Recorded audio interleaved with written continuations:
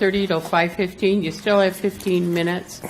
I don't know how many we have, but we want to hear all that we have, and we want to hear what you have to say. And so if you fill out the cards and have had the opportunity to speak, and there still is time left in that 2-hour time frame, those who did not complete a card before the meeting will have an opportunity to speak. I'm asking that you speak once, give those others who may not have filled out a card and have not already spoken. At the end of that time, we'll look and see where we are. So I truly thank you all. I appreciate the opportunity of learning and listening what you have to say. And so we are going to begin this with a staff presentation. So it doesn't have a salute to the flag, but let's do that. Let's do it. I'll allow it. Thank you, wise one. Thank you. Mick, would you lead us? Sure. I pledge allegiance to the flag of the United States of America and to the republic for which it stands, one nation, under God, indivisible, with liberty and justice for all. Thank you. We appreciate it. All right, now we will ask for the staff presentation.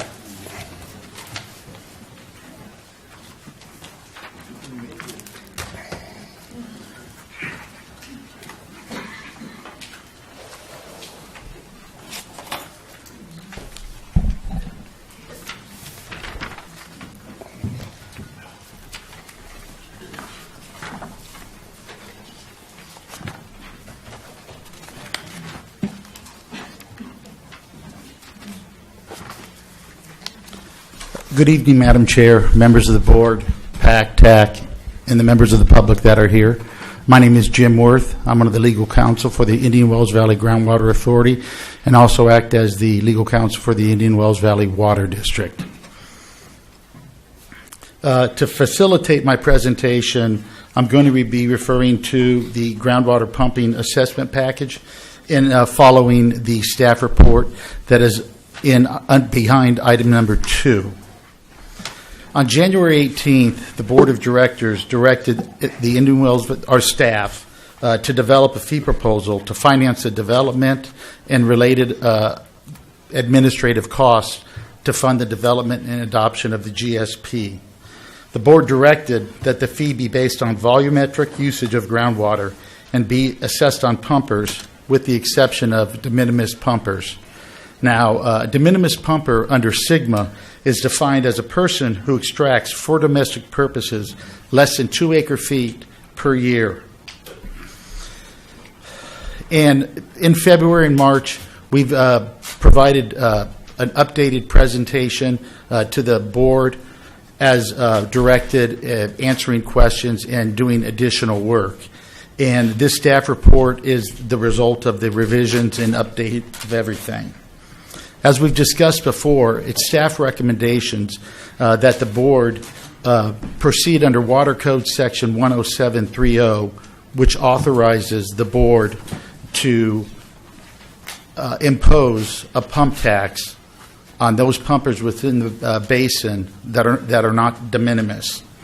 And I'll cite the section that we're relying upon, and it's Water Code Section 10730A, and it states, a groundwater sustainability agency may impose fees, including but not limited to permit fees, fees on groundwater extraction, or other regulated activity to fund the cost of a groundwater sustainability program, including but not limited to preparation, adoption, and amendment of a groundwater sustainability plan, and investigations, inspections, compliance, assistance, enforcement, and program administration, including a prudent reserve. So as the board can see, the authority and what the funds can be used for are quite broad under 10730 and pretty much cover whatever needs to be done to prepare and adopt the GSP. If the board were to proceed under Water Code Section 10730, you're required to hold a public meeting at which oral or written presentations may be made. The GSA must provide notice prior to the meeting and publish pursuant to Government Code Section 6066, which is a 2-week publication requirement, including the time and place. A general explanation of the matter to be discussed and a statement that the data required by this section is available. At least 20 days prior to this public meeting, the board is required to make the data, the data upon which the fee will be based, available to the public for their review 20 days prior to the board meeting. Now, Section 107.30 only requires that the board hold one public meeting and make that data available to the public 20 days prior. But as the board directed, they wanted to allow more meaningful participation for the general public, and they directed staff to schedule the board workshop. And in addition to that, we were directed to release what we are calling the data package to the public on March 29th, which was done, so they would have the opportunity to review the public data, the data package, I apologize, prior to this meeting. I'll also note that the notice of this workshop was published in the Daily Independent, and it was also posted on the IWVGA.org website. So that's where we are. So the first thing and the most important aspect of this is what funds do we need? And so I would direct the board to item number 3, and there is a table that lists the budget as well as the expenditures and the revenue, which is what we use to come up to the gap funding required. I would also note that in addition to this table, in the footnotes that are listed behind the table, there are a number of documents also under item number 3 that give a detailed breakdown of each of these costs, with the exception of legal costs. So if I may, I'll just walk down the expenditures right now and just go through there. The first one is the GSP Development and Severely Disadvantaged Community grant application. And these numbers come out of the Prop 1 application that was prepared by Stetson, and it was provided to both the PAC and the TAC, and I believe made publicly available for everybody and anybody to provide comments on the Prop 1 application.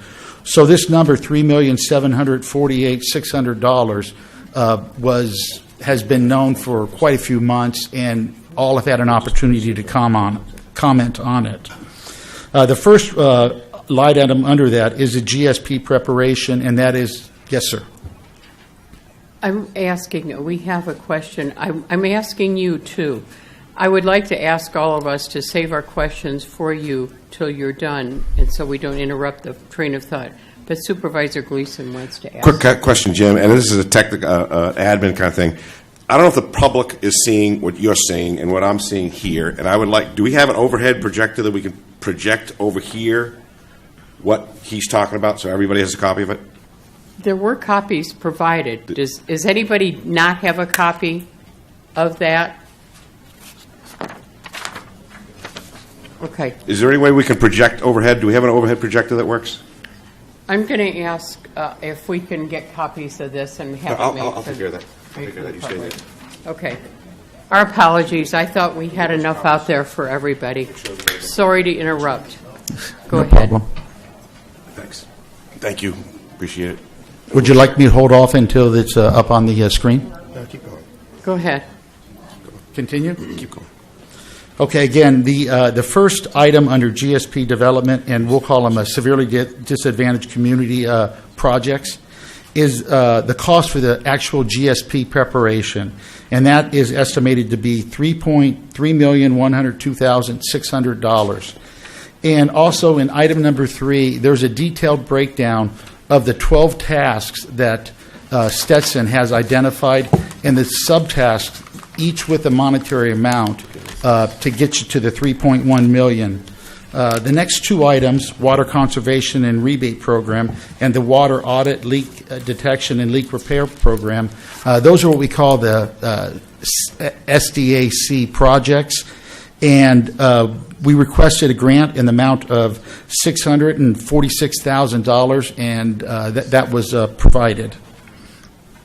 Now, the costs that were contained in the Prop 1 application that were prepared by Stetson did not include additional costs that we've become aware of since submitting the Prop 1 application, and these have been identified as IWV GA support costs.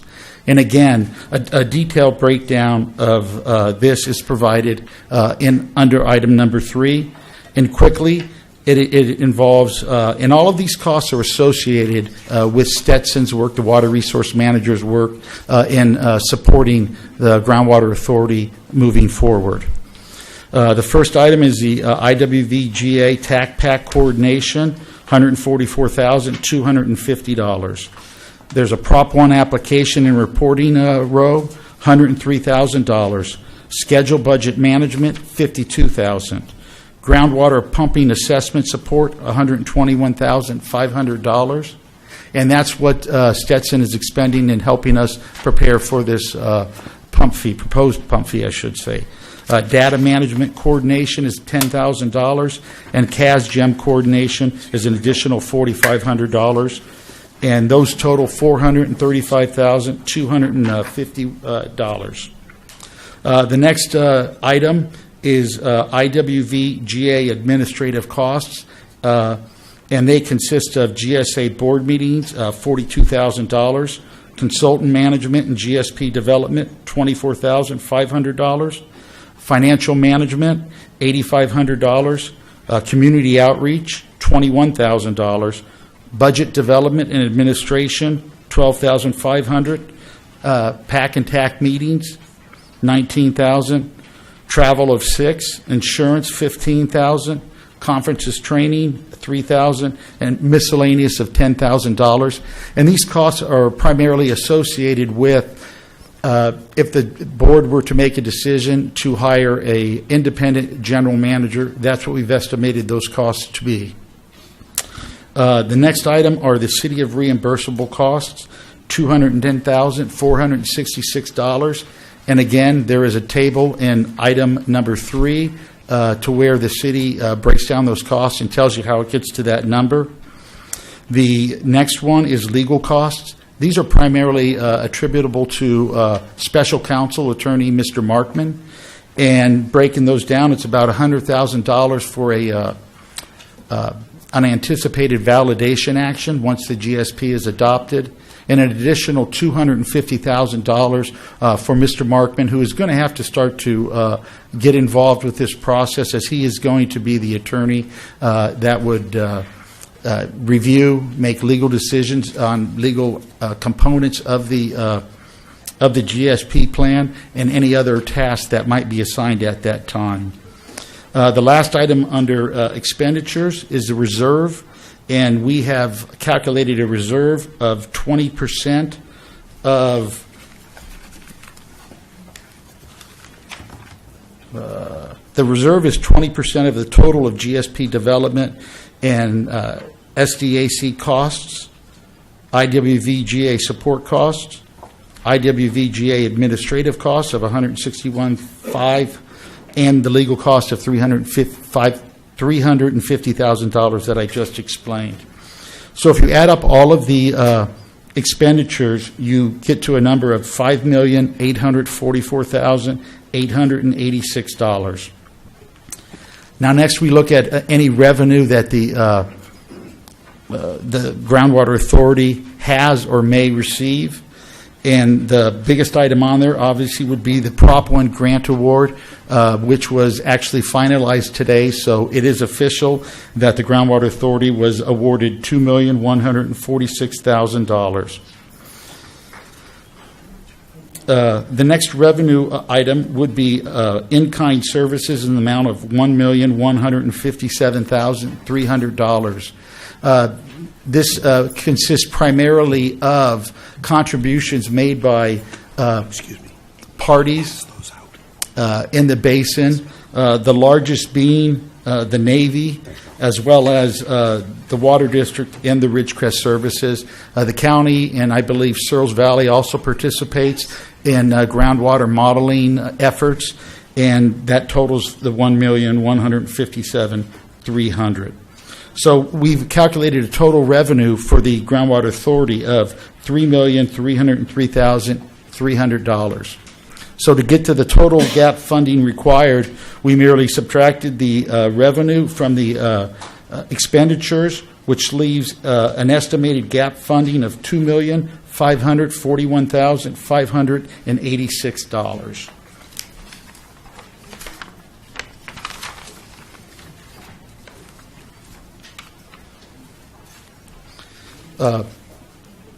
The next thing that we did is we estimated what the fees might be based upon the numbers that we just discussed. And if you go to item 4 in the data package, you'll see there is a breakdown of what the costs would be.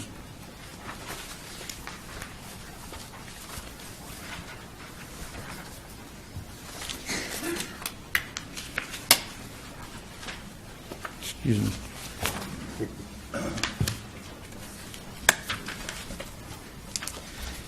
And on the table that is behind item number 4, you'll see again the gap funding required amount. I'll note that the assessment period notes 29 months, but it's estimated that the assessments would begin in June, and if that were in fact the case, it would be 31 months. There's 7 remaining months in 2018, and we have calculated and assessed the fees to go through 2019 and 2020. And the reason we did that, we believe that once the groundwater, the GSP is prepared and adopted by the board, it has to go to DWR for their approval. And we don't believe that there would be any additional assessments that would be completed by the Groundwater Authority to cover the project costs and the implementation of the GSP itself prior to 2021. So it was staff's recommendation to assess the fees not on 19 months through 2019, but to extend it out through 2020 in an effort to try to reduce the amount of the assessments.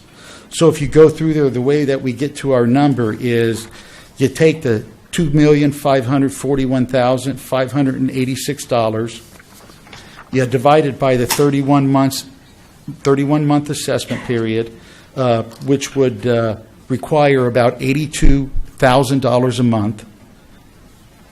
Divide that again by the 1,800 acre-foot estimated pumping on a monthly basis, and using 31 months, the assessment would be about $45.55. And just for example, if we only ran it through the end of 2019 over a 19-month period, the monthly amount needed would increase to $133,767, and the assessment would be increased to $74, just over $74 a month. So that is a big reason why we looked at the 31-month period.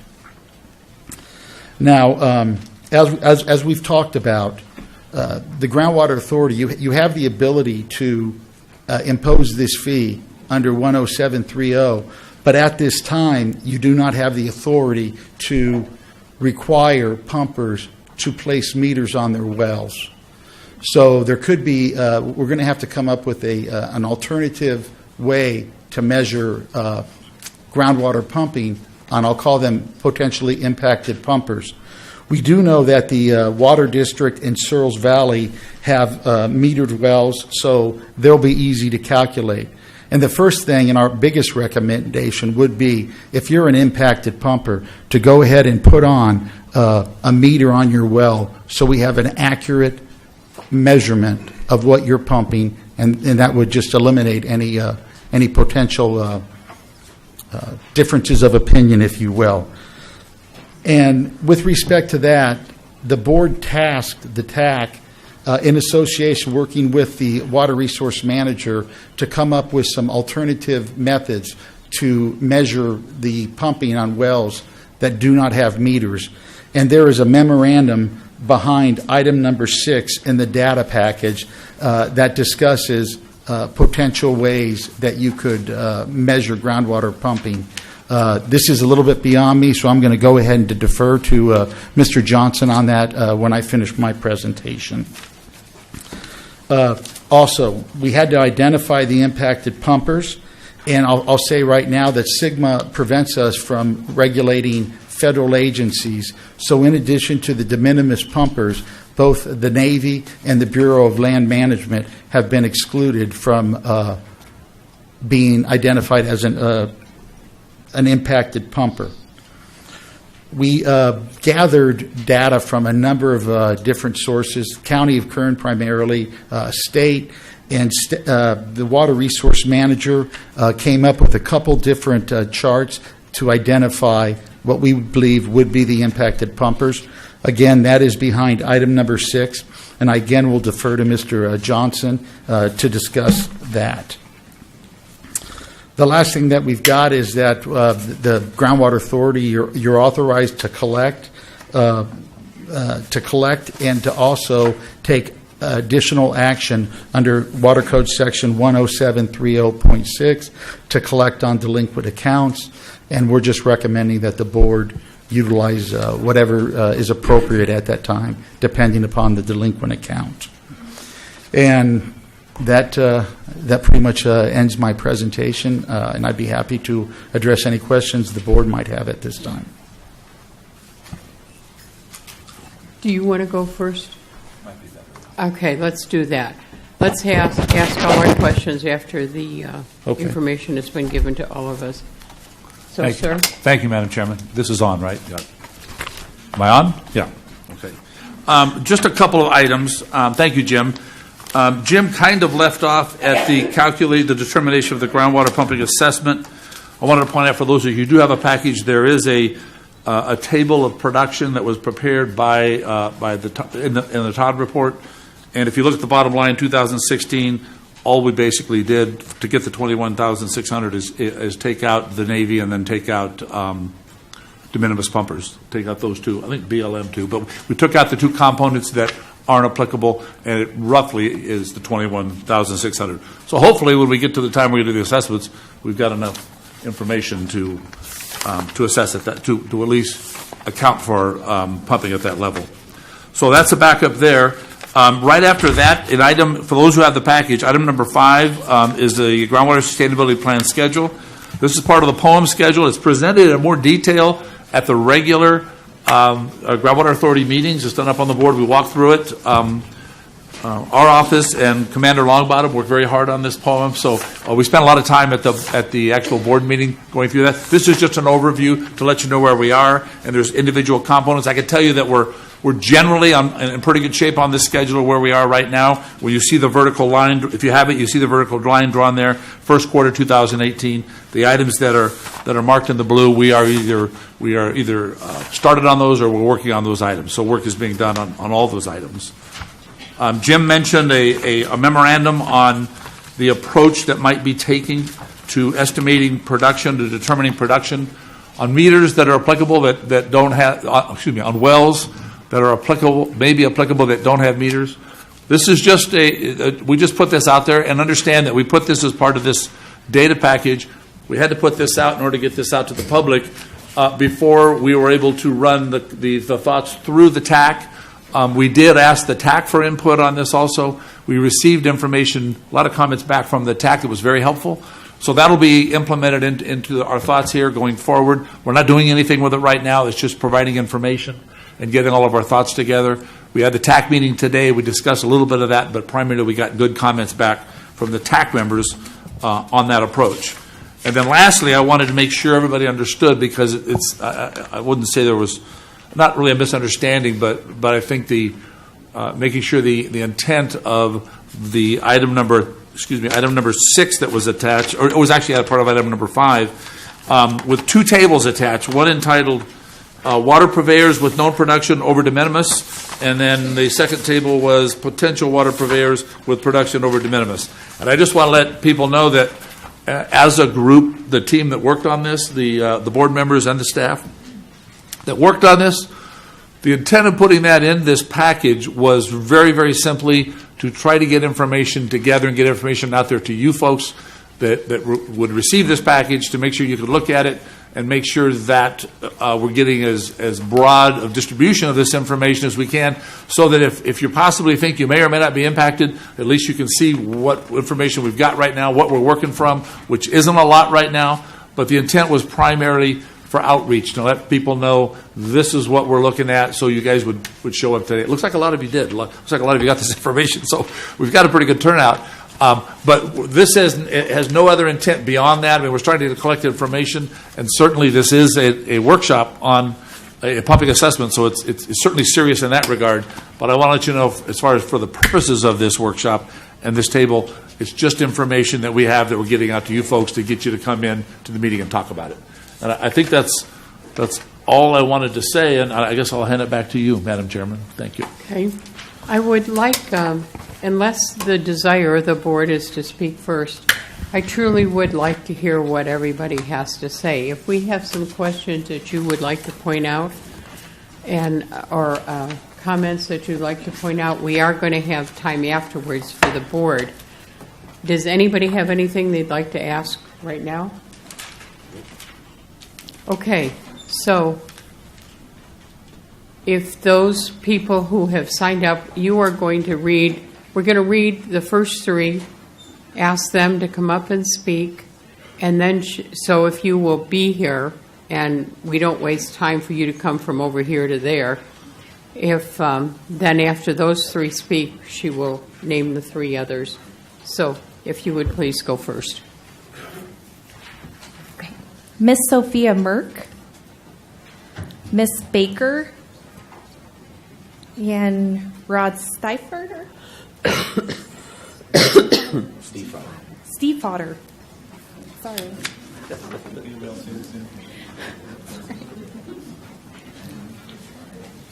All right, would you please identify yourself so we have it for the record, please? We do have some that you have turned in already. We are putting them in the record also and read them. Go ahead, please, Sam. My name is, am I on? Are you up close to the phone, the speakerphone? As close as I can be. Is it on? Yes. My name is Sophia Berg, and, well,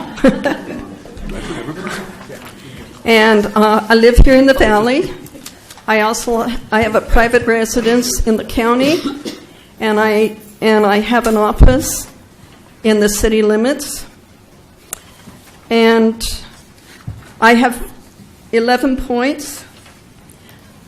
Number one, all domestic and commercial water users should pay equitably to the Indian Wells Valley Water Basin, Kern, Inyo, and San Bernardino counties.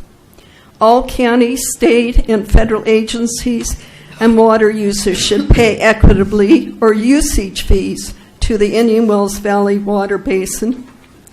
Notification of all these meetings need to be better advertised. At the Ridgecrest City meeting last night, it was not even on the agenda, on the public agenda. It was brought up, but it was not on the public agenda. We need to get credit for in-kind services, i.e. Indian Wells Valley Water District, City of Ridgecrest, Searles Valley, Eastern Kern County, Resource Conservation District, Kern County, San Bernardino County, Inyo County Bureau of Land Management, Ridgecrest Field Office, Channel Lake Naval Weapons Center. This helps with Proposition 1 funding and other funding. Criteria of the de minimis user needs to be better defined and not to be used just as a default. We need actual data, date, quantity, and quality if we have it. Example, in one of the pages, Club Oasis was mentioned, and it has not been in existence since the 1980s. We have over 1,000 wells in the valley with no data. That data should be reflected in the Environmental Health Department documents. In order to get building permit, water sources need to be identified. We need a better list of co-ops and mutuals as it is incomplete.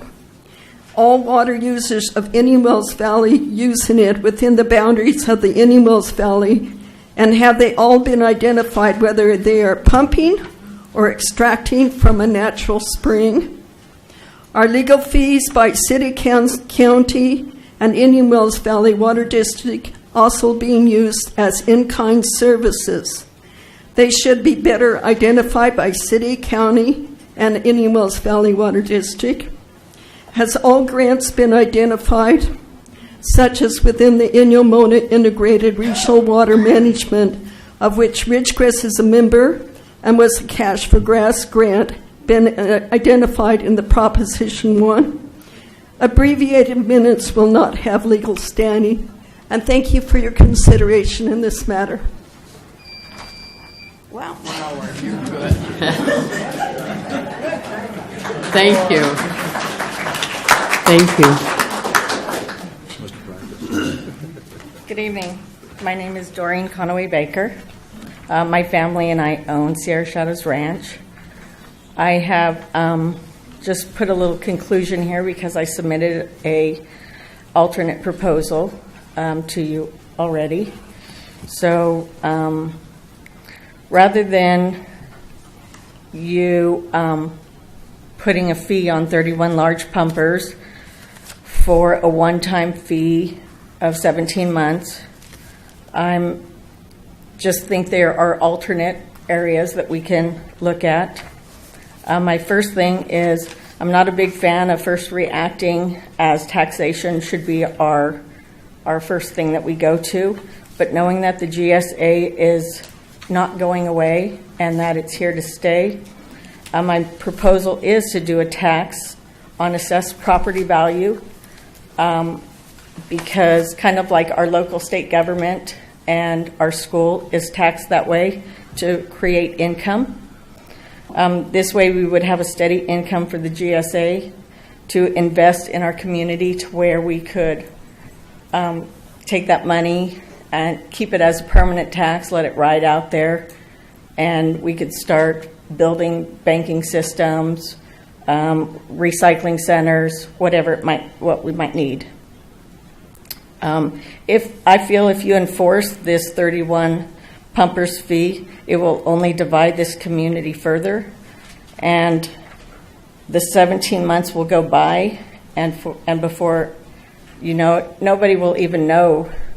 The only people that are going to be aware of anything changed are those 31 pumpers, because if you don't have skin in the game, it's out of mind. If it's out of sight, it's out of mind. And I truly believe that every APN, anybody who has property in this valley or in this basin, whether it's San Bernardino County or Inyo County, and all of the people in Kern County that are in this basin that have property, they all should have a responsibility, because if we don't have any water, your property is not worth anything. So therefore, let's take some pride in where we live, and let's come together as a community. Let's not turn around and divide us as we are divided now and think that, ag is a bad word.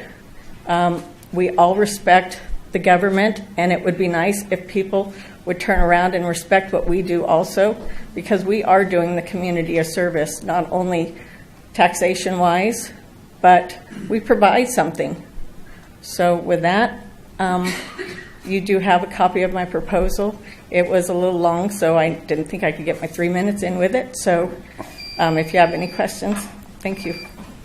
Thank you. Very good. Thank you.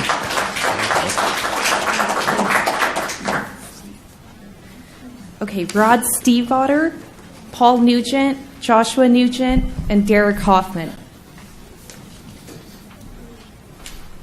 Good evening. My name is Rod Stevewater. I'm the owner of Mojave Pistachios, LLC. I've been farming in the San Joaquin Valley since 1985. In the last 15 years, water's become a much bigger issue in the valley. And obviously with Sigma, it has even become more important in the valley as well as here. As a result of that, I've had to become a great deal more active in the areas of water. I serve on 2 boards of directors of water districts, irrigation districts in the San Joaquin Valley. There's been in my mind, a number of statements that I've heard for what time I do spend out here that I consider to be a misconception, and that is we have few alternatives for new sources of water in order to solve the overdraft situation and to satisfy SGMA. So let me talk a little about that issue. Just last week, I completed the purchase personally of 5,250 acre-foot of water over in the San Joaquin Valley. That was a fairly complex transaction of buying this water from a city. That water went to an irrigation district who banked it, gave me a 1-for-2 deal, so the initial purchase was over 10,000 acre-foot of water. And then the irrigation district that banked the water, put it in the underground, gave me, or transferred a credit over to another irrigation district where I have pistachios growing now, and I intend to use that water this year. So I explain that to you only to let you know that water transactions are not easy, they're not simple, but they are available over in the valley, and in my mind they're quite available here. Now, we don't have the infrastructure to physically get water down into the valley, but with a pipeline from the DWP down into the valley, I believe water transactions could be done by buying water. In other words, the GA hire people, there are professionals, people that I hired, to acquire water and to trade the water so that you would get water from one of the 2 surface water systems, more than likely in the San Joaquin Valley, which is the California Aqueduct or the Friant-Kern Canal. As you probably are aware, the Friant-Kern Canal comes from the San Joaquin River. The California Aqueduct comes from the Delta, is pumped from the Delta. Those 2 major surface supplies, as well as all the streams that are come out of the west side of the Sierra Nevadas, form the surface water supplies that we have available, and obviously what's needed here. Those can be purchased, but the water is not physically exchanged. It's traded. And so if you do a deal with DWP, you're probably going to have to use... Can I continue? Briefly, please. Okay. Those sources of water can be traded then and to DWP or DWP customers, and then DWP can deliver the water hopefully through a facility that would be built here to receive it. So there's that source of water, and then the other source of water which I'm involved in is the brackish water study, which I think you folks are aware of. Assuming that doesn't jeopardize the base in any manner, I suspect that could be an economical source of water. Both of these sources will be more expensive, but I think economical relative to the cost. They'll be less affordable for ag, more affordable for the urban customers. But they may be affordable for ag. It depends what the total numbers come to. And, of course, the type of crop you're growing. Mr. Stiefvater, if you could wind it up, please. Okay. Thank you, sir. I think probably the major question I'd like to leave you with is if, as I've heard many people say, they would really like to have ag out of here as quickly as possible, I think you have to ask yourself the question that once you develop a plan, you're going to have significant costs to do whatever it takes to get more water here. If you take ag out, they're no longer an economic entity to help pay those costs. So I'm asking you to think carefully what you're asking for, okay, in terms of having adequate people to pay the bill, so to speak. And on top of that, I think you all know you have a very deep aquifer here. We can take that aquifer down some more, okay? We have time to solve the problem. But I've taken enough of your time. Thank you, sir. Mm-hmm. I apologize. I'm going to ask if you are cut off at the end of your 3 minutes, please finish that one thought, and so we can go on. If you want to leave written comments with us, please do so. Thank you. Hi, my name is Paul Nugent, and representing my family farm, Nugent Ranch here. I guess I'd call myself an impacted pumper.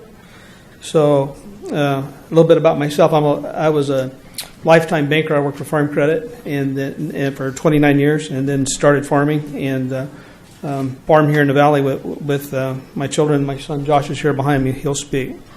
Just a general comment that I would make, I heard some of Mr. Johnson, Mr. Worth talk about the volumetric charges. To me, they're excessive. I'm a farmer.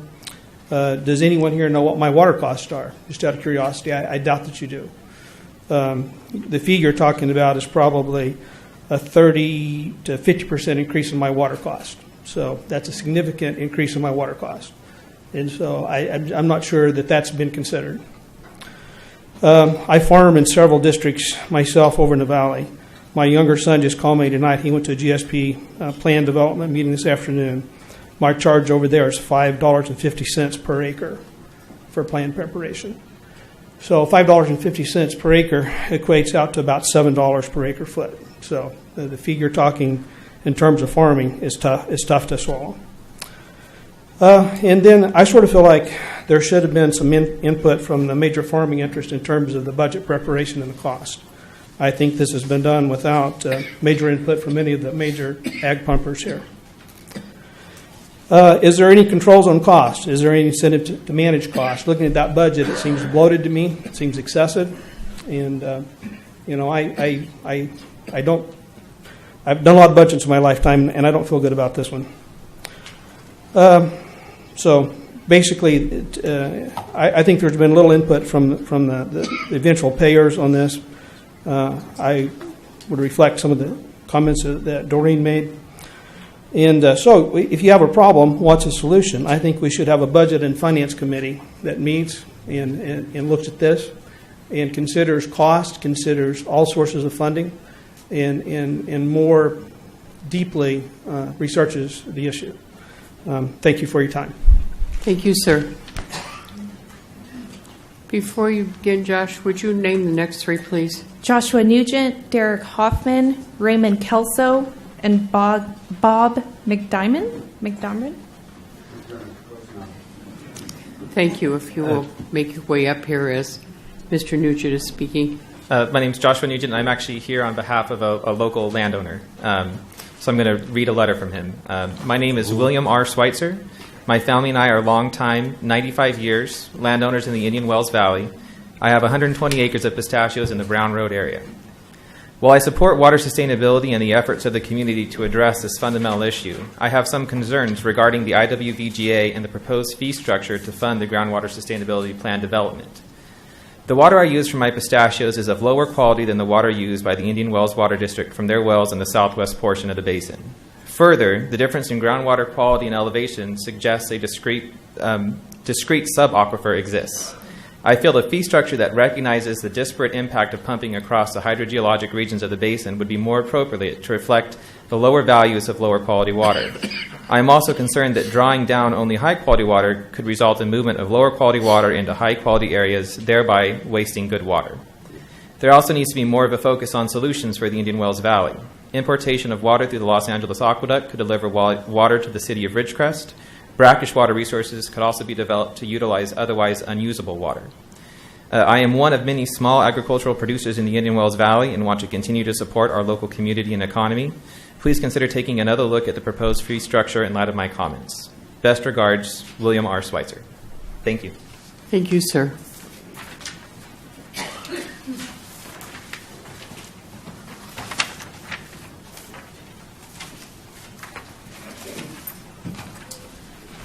Good evening, Madam Chair, members of the board. Derek Hoffman, legal counsel for Meadowbrook Dairy.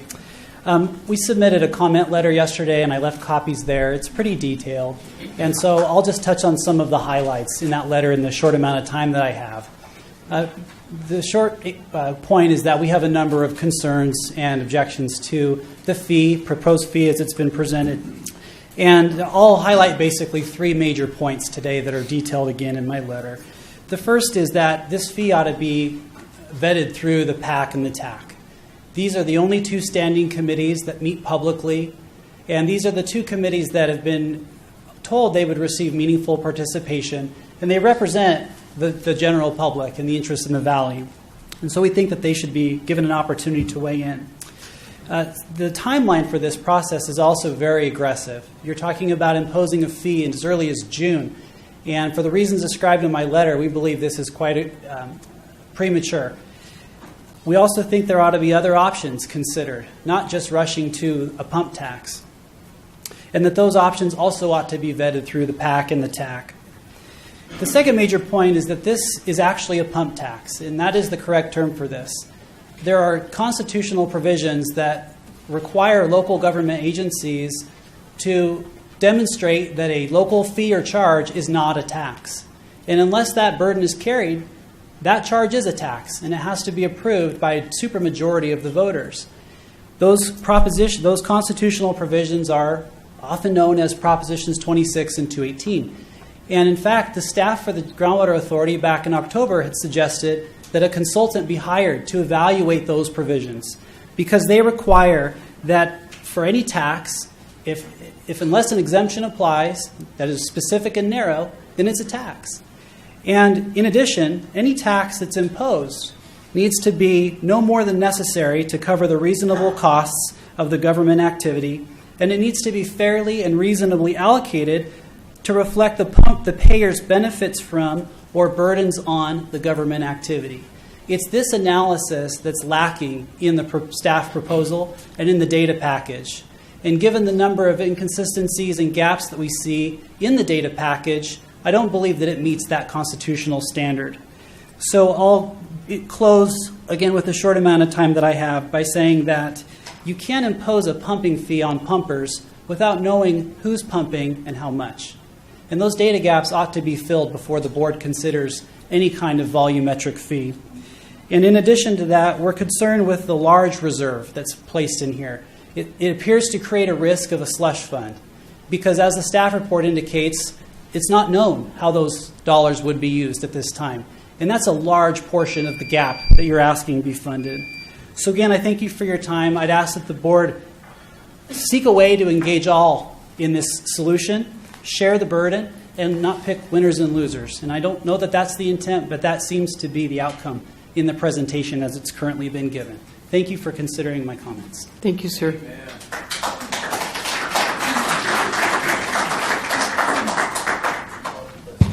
My name is Bob McDermott, and I'm here representing myself and my family who like to drink water and want to make sure there's still plenty of it left for the foreseeable future. One of the questions I had, and I think it might have been addressed, was that if water is imported, how will it be stored? One of my concerns is that if it is pumped into the aquifer, will just the IWV ratepayers be paying for it while agriculture basically keeps to draw it for free? But I guess you were talking about putting pumps on, or what do you call it? Things to measure it. Meters, thank you. Meters so that everyone would be paying for it. So that may take care of that problem. Another concern I had is that it's saying that the date for implementation of all of this is 2040.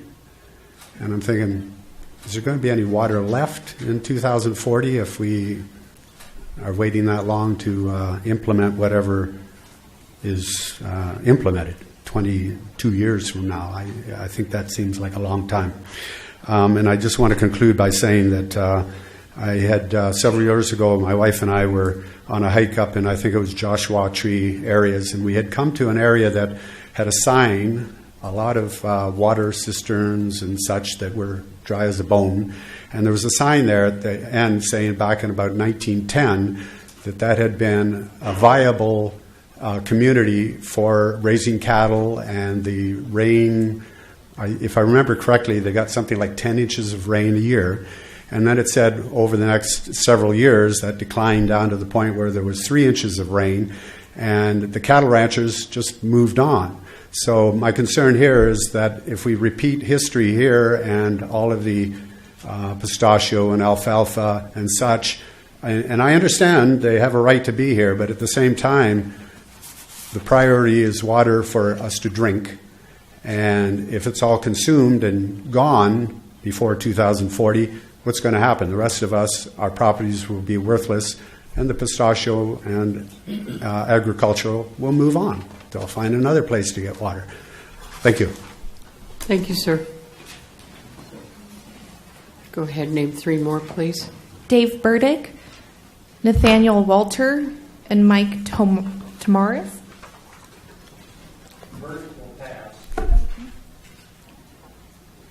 Good afternoon. My name is Raymond Kelso. And first of all, I'd really like the audience attendance here. It's very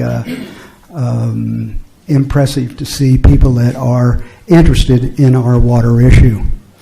And with that, I'd like to show the document that we're looking at today. It's 37 pages. I read this 5 times in 72 hours. And I highly recommend that everybody read it because it affects you all, not only now, but well into the future. And I compliment whoever wrote this document, these 37 pages, because the level of detail and the information enclosed. Implementing fees as soon as possible for water pumpers is a step in the right direction.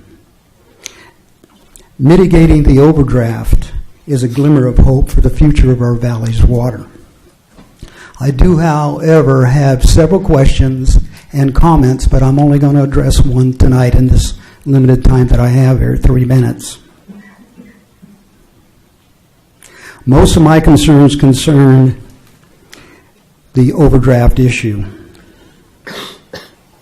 Each and every budget line item that I looked at in this document needs to be addressed and justified to that goal. Many line items in this document are not relevant to the issue of mitigating the critical overdraft issue. Many of these items are sidetracked projects that do not contribute to the overdraft solution.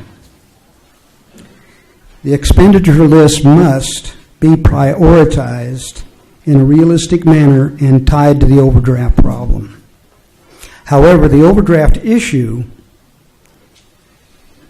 lost my place here, the overdraft issue is not complex. Simply stated, it's either fields or faucets. And let me repeat that, fields or faucets. Special interests cannot continue to mine our water for free. Special interests have used these common tactics of delay and distract for the last 2 years and kick the can down the road, which the rest of us will ultimately pay for in the future, along with our grandkids. The consequences of this issue here is that we cannot sustain business as usual in the mode as we are doing today. Also, number 2, I received this 24 hours ago, all right? And I'll go here quickly. I read 3 times the Meadowbrook Farm legal team response to the proposed fees. It's 17 pages. I don't know if anybody took a look at that. I read this 3 times, and I highly recommend that everybody read this, again, because it addresses our issue. These are serious times, and we need serious action by people to operate out of principle and not self-interest. Mr. Kelso, can you... Yeah, one more sentence. The conflict of interest isn't embarrassing and apparent. Scrutiny is a key factor in going forward to solve this problem in a prioritized, fair, and timely manner. Thank you. Thank you, sir. Nathaniel Walter, Mike Tamaris, and Claudia Ethan. Are any of those people wishing to speak? Thank you. Is Nathaniel Walters here? I'm assuming, sir, because you haven't identified yourself, you do not wish to speak. Thank you. Please, next.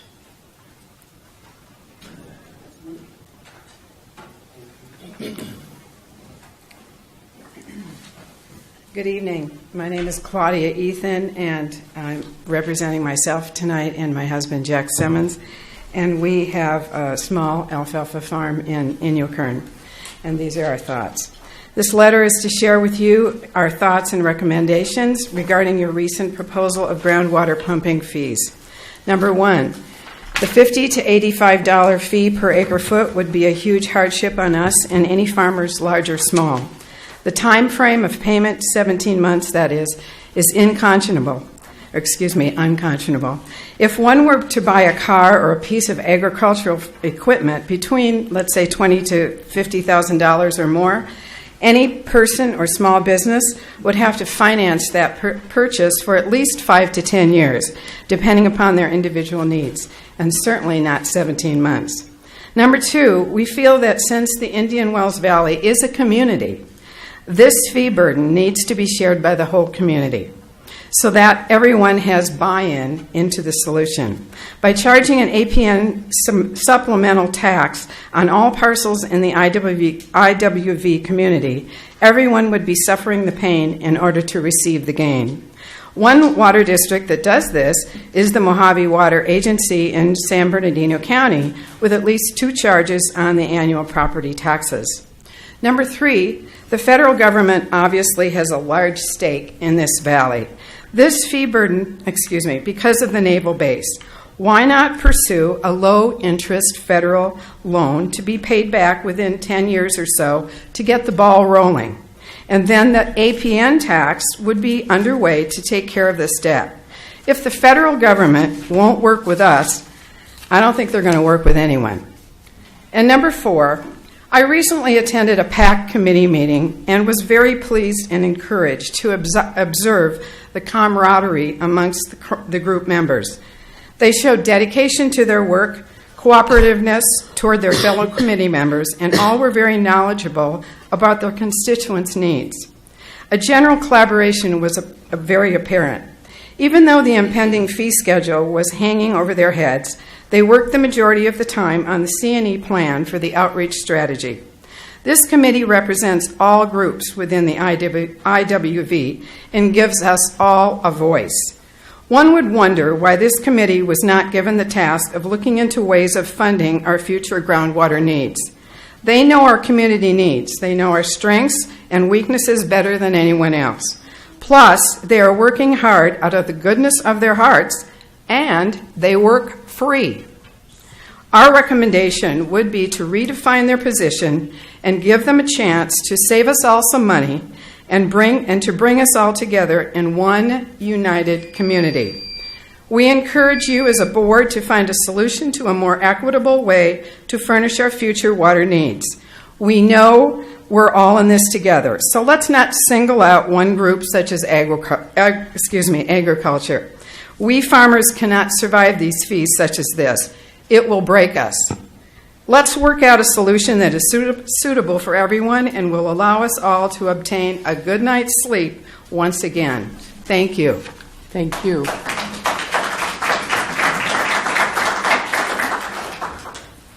Stan Rotora, Pat Ferris.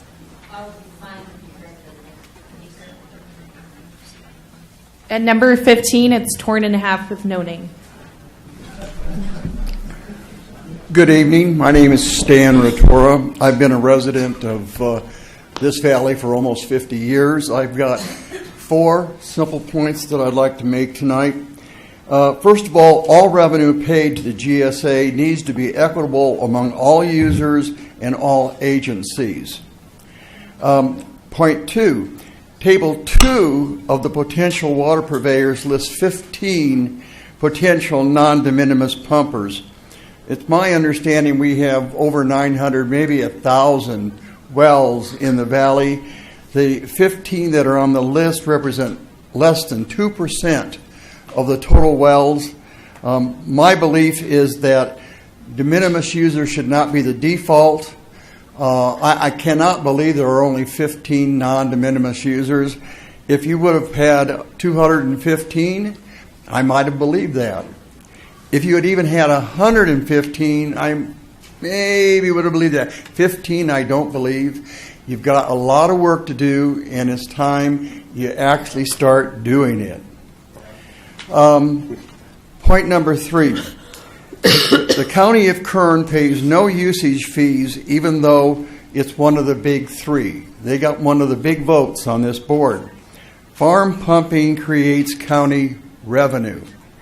The county needs to have some skin in the game. Point number 4. The Navy should be contributing to the GSA fund. Now, I understand we can't charge the Navy, and the state of California understands we can't charge the Navy. That doesn't mean that the Navy can't contribute. They use the water. They are a major user. They are a major benefactor. I love the Navy, but they need also to have some skin in the game. I'm not against the fee, but the revenue as a totality needs to come from everybody, and there should be other revenue than the fee. We do need a standing finance committee. We should have had one a year ago. We're here today because we didn't do our job a year ago. Thank you. Thank you, sir.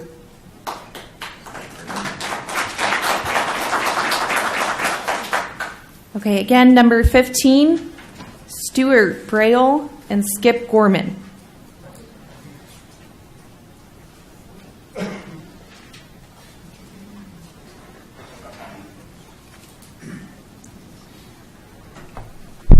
Yeah, I'm Stuart Breel. I live in the county just off of Las Flores Road. I have rental property in the city, and I like pistachios. So we have a problem, obviously. And there's an even bigger problem with BRAC, base realignment and closure. We've been through 3 or 4 of them already, and we've benefited from it. But every time it comes up, our infrastructure comes up. Can we afford the people? Can we have housing for the people? Do we have water for the people? And this is going to be a continuing problem. Now, there are other ways to solve this problem than putting money for pumping fees. And we've heard some of them tonight, and I hope that we consider some of them also. Again, I haven't seen the data package simply because I didn't know it existed. The paper didn't mention it, or I would have had a chance to look at it.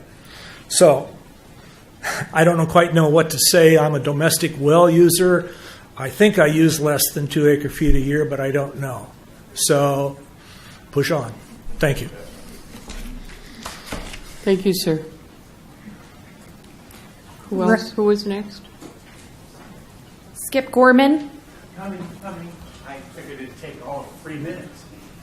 Let's keep it simple. Followed by Ralph Lockenmeyer, Chuck Griffin, and number 20. Hi, I'm Skip Gorman. I've been here in the valley almost as long as Stan Ratora. I have a business in the city and 10 acres also in the city. We had a well put in when we started developing our home on this 10 acres, and that was before district water was available along Bowman Road over by County Line Road. It is now. And indeed, our place is serviced both by district water and my well, which just recently, the pressure pump started making funny noises, rolled over and died. And indeed, I have Garrison Brothers well service out there right now, or at least this week, to replace the pressure pump. And I said, as long as you got this puppy taken apart, put in a flow meter so we can see if I'm de minimis or not, even though everybody insists I'm just watering a horse, 2 legal chickens, a burro, and some shade trees, so I don't need to worry. But how would I prove it? And would I be in a position of having to prove it? As an engineer, my well is similar to many wells. It's got 2 pumps associated with it, a submersible that lifts the water into a storage tank, and then a pressure pump, a dead pressure pump, that pressurizes a couple of pressure tanks and offers water under pressure to my garden, which I'm very proud of. Without a flow meter, by the way, it's about $1,000. Getting a good one out of Amazon. Somebody's shaking his head. Maybe to Garrison Brothers Wells, it's 1,000. Okay. Even a cheap one would be 500. So putting one on all the de minimis wells in the valley, which I count as around 1,000, we've just heard that number, that's $500,000. Hokey smokes. The point is, I don't think I can use the electricity that's reflected in my electrical meter to convert that to volume because it's handled the water twice. Am I wrong about that? It makes sense. You know, it lifts the water and it charges the pressure tank. How do I do that? I don't know how. You guys probably have a nifty formula. Share that with me one of these days. The other thing before this light goes off, it embarrasses me, is I like details. I'd like to know the details, and I support what you're doing. You're doing God's work. You must. I'd like to know the details of the contract with Stetson Engineering. I'd love to see the contract myself. What type of contract is it? Are there deliverables? Stuff like that. I want to know the details. I focus on details. And I thank you very much. Thank you, sir.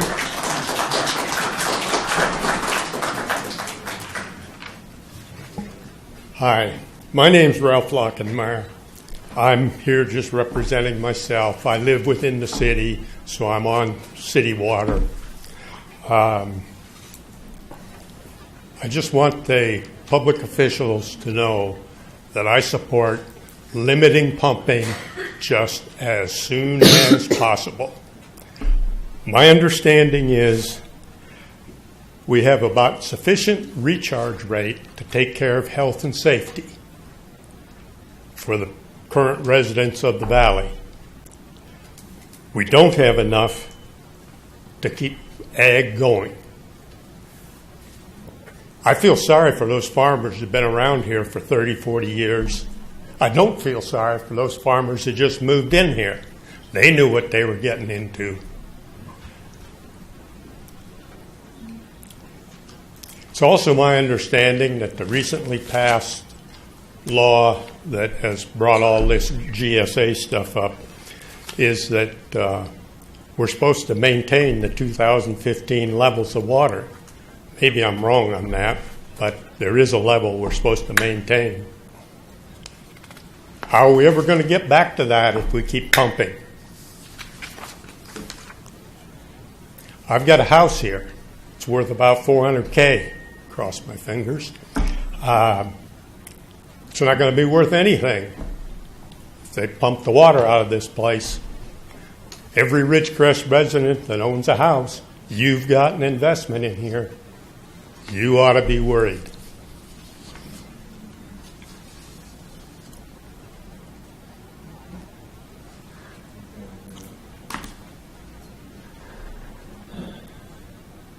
By the way, I'm all for the ag dealing with LA Aqueduct or LA Department of Water and Power.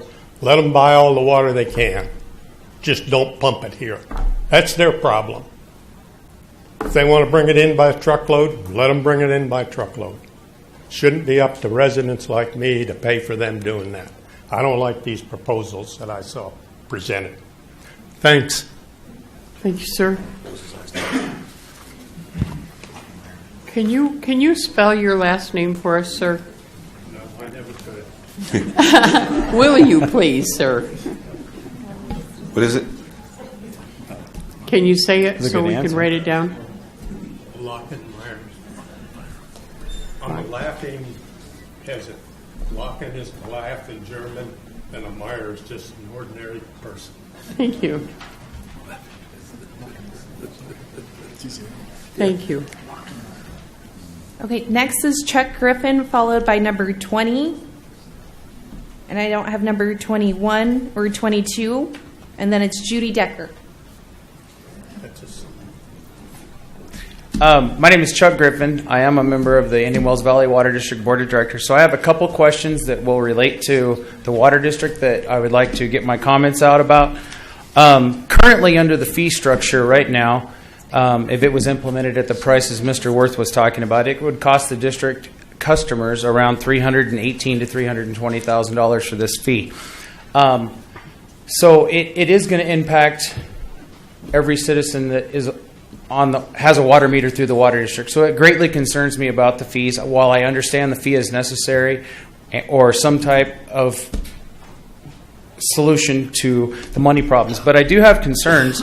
I'm looking at the budget and I see $1.1.5 million that, as a board member, I don't think I could agree with. The revenue or the reserve, I do feel that is high. Under Water Code 10730A, under Sigma law, you can charge for the plan, and then 10730B will be implemented. There will be charges once the plan is implemented. So will that reserve transfer over to the implementation plan if that reserve is left as a balance? That's a question I have. And is that legal to transfer it over? Because I know 10730B is subject to Prop 218. So I have those concerns. And then my second concern that really concerns me is under Sigma law, the definition of a de minimis user is a person that pumps under 2 acre-feet. I have family members, I have great friends that have community wells that is 2 people on a well or 3 people on a well. At that point, under Sigma law, they are not a de minimis user. So I believe we need to look at the de minimis user, and we need to look at this list, because the way I look at it right now, I see the water district customers, I see agriculture, I see Searles Valley Minerals, and the citizens of Trona paying for the bulk of this fee structure right now. And it needs to be spread out. We need to look at this. This fee could go down a lot, and it would reduce this fee if it was spread out, if those people are not considered de minimis users, which I believe they're not. And then lastly, I've heard lots of comments about the Navy. I believe the Navy does do a lot. I believe they've contributed a lot. And they are exempt from Sigma. BLM is exempt, and also the Indian tribes are exempt. So I understand that, and I appreciate what you guys do and your in-kind contributions that are noted here. One other comment I forgot that I wanted to say was I see a reimbursement cost to the city of Ridgecrest for $200,000.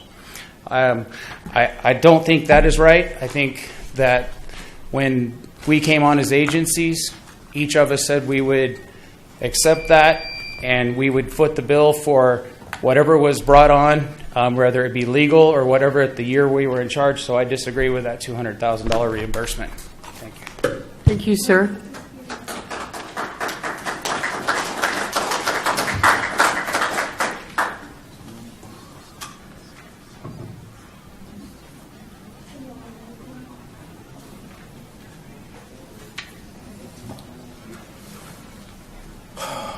Good evening.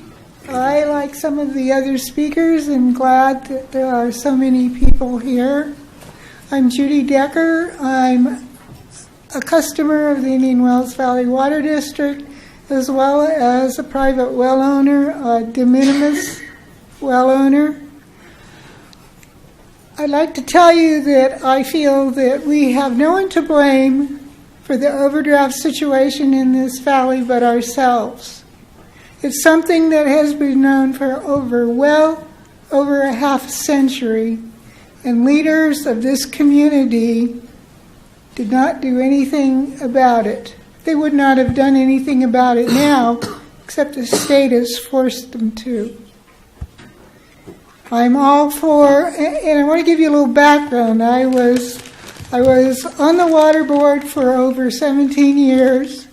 I ran my first campaign 33 years ago, and my campaign was about being in critical overdraft and that we needed to solve the problem here.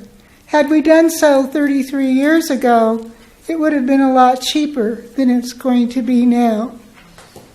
I'm all for the volumetric fees. The more you use, the more you pay. When you go to the gas station, the more you pump, the more you pay. When you get your electric bill, the more you use, the more you pay. That's simply the way it is. However, it's something that needs to be paid by all of us. Large users, small users. I feel in time that the de minimis user will pay. He just won't pay right now because of the way the law is written. While I'm all for the fee, the more I read the document, the less I liked it. It has errors in it. It has omissions in it. It should have been reviewed more thoroughly by you, the board, and staff before it was brought to the public. This document needs to be something that you are behind 100%. And I would hope you aren't behind it 100% because there's a lot that needs to be fixed. I urge you to fix it. I also urge you to form a finance committee to review the budget. There are things in there that I question, and yet I have come to every GA meeting, every PAC meeting, and every TAC meeting, and I still question some of the items. I think I'm going to finish. Other people did, so Well, I I will. just said, please finish and, I will finish. I agree with well, Mr. rapidly, please. Thank I you. agree with Mr. Griffin. I question the reimbursement to the city of Ridgecrest. I thought that you were a partner in this with the other agencies who have not put in for in-kind services. I think along with the finance committee, you need an oversight committee. You need someone to have a committee meeting to review something like this document. Thank you. Thank you. Okay. How long has this meeting, how long has this portion of the meeting been?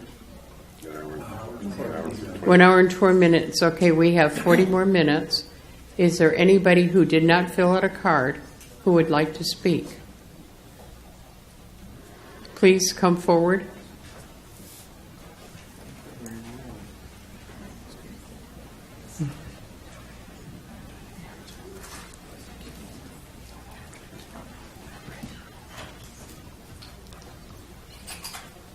If there are any others, if you could come forward so that we utilize our time efficiently, please.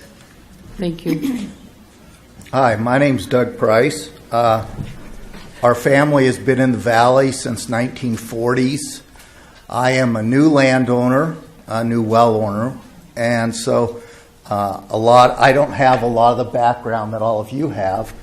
So I'd appreciate you saving the stones and everything for maybe outside of the building where no one else will get hurt. I think what we've got some people here that live here that have had ranches for a long time.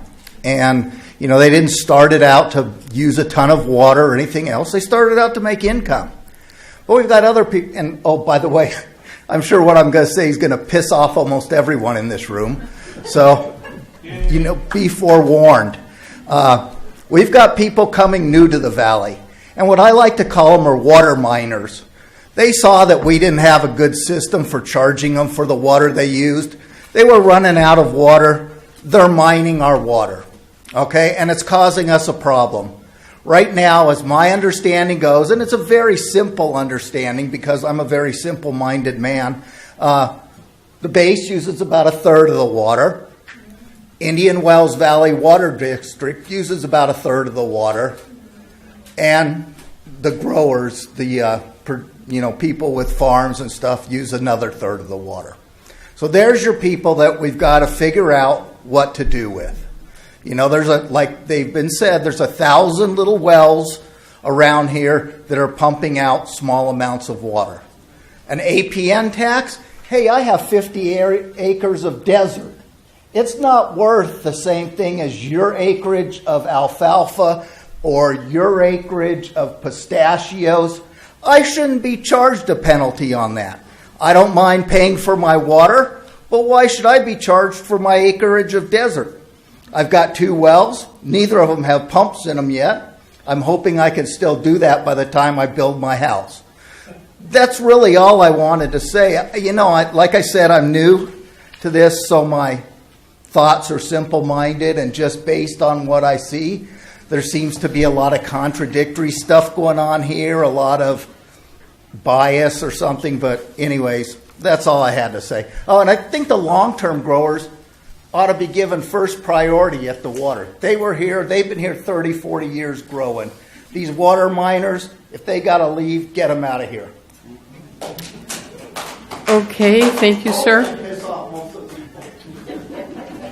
That's okay. Is there anyone else who wishes to speak? Okay, then I sense for the next item is the PAC committee. Donna, would you prepare the PAC committee to come up and use their half hour? At our PAC meeting on March the 29th, the PAC members discussed how we want to divide up our 30 minutes, and we're doing it by category of uses and users that we represent. In alphabetical order, ag will be first, and they have 6 minutes. And I think Patricia Quist, who represents small ag, is going to speak for the ag group.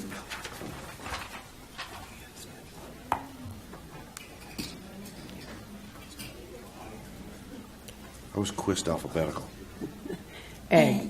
Oh. A. Looks like a Q to me. Donna, can you say the people that are one person next that's coming up? Next would be the business interests, Carol Wilson and David Janis. Okay. Thank you. Pat, would you?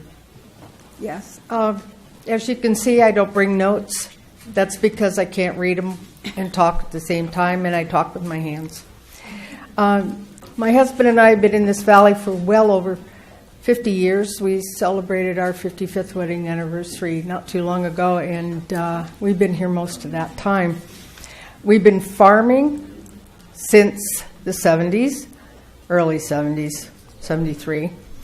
And at the time that we started farming, there were other families in the valley that were doing the same thing we were. The Conaways did, the Hovatons, the Hickles. We're all longtime residents here. We literally plowed the money that was made on the base back into the valley. We hired labor, we bought things, we've lived here, we've supported this community in every way possible. We would like consideration for that. We know we are going to pay for water. We understand it. We appreciate it. We're more than glad to help out. We've come to every meeting. We try very hard to be a part of everything and be part of the solution here. We're not the only family farm here, and we don't want individual attention for anything. All we want to do is work with everybody and try to get this done. And that's what I've seen at these meetings. I've seen the farms, and I've seen their concern, and I appreciate it very, very much. I don't know if you guys understand the burden a fee can be on a farm. For example, we don't get paid until our crop is sold, but we do have to spend to build that crop so that we can sell it. The crop gets sold, and we get paid sometimes 2 years after harvest. So when you charge us a fee, keep it in mind that it would be very, very good for us to be able to sit down and talk with you about how to bill us and how to be fair about it. Not that we don't want to pay, we will. We just need the consideration of a way to be billed that we can afford to pay. Otherwise, we'll be bankrupt. And that's as simple as that. It could be the goal. I hope it isn't, because a lot of us are retirees, and we don't have a way to restore anything. Also, if you put a farm out of business, just so you know, there's an environmental impact with that, and it's considerable. You have to do something with that land. It doesn't just miraculously turn back in to Mother Nature. Well, it will. It just takes a lot of time. So when you ask us to pay for something or to help with something, keep it in mind who we are and that we're willing to work, we're willing to help, we're willing to pay. We just want to be considered so that we can do this, responsibly. And we don't want to be hurt by it, any more than it's necessary. As I look around this room, most of you know who I am. For those that don't, like I said, we've been here since 1964, and we're here to stay. We're not newcomers. We're not water miners. Well, we are, I suppose, under our own land. We're called an overlying user. We cannot go to somebody else's property and pump water for our personal use. The water district can. It can come next door to me and pump all it wants and sell it somewhere else and distribute that water into a sewer system somewhere else. I can't do any of those things. So I'm limited by what happens directly under my property. And it matters. I try to be a good neighbor to my neighbors. They all tell me I am. I don't know if I really am, but they say so, and I appreciate that. I think that if you guys all want a farmer next door, you're in a good place because we're good neighbors. So I don't think I have anything else to say. I just want to be considered, as a good neighbor to my neighbors and a friend to this community. I've contributed many, many hours to this community over the years. So, thank you. Thank you.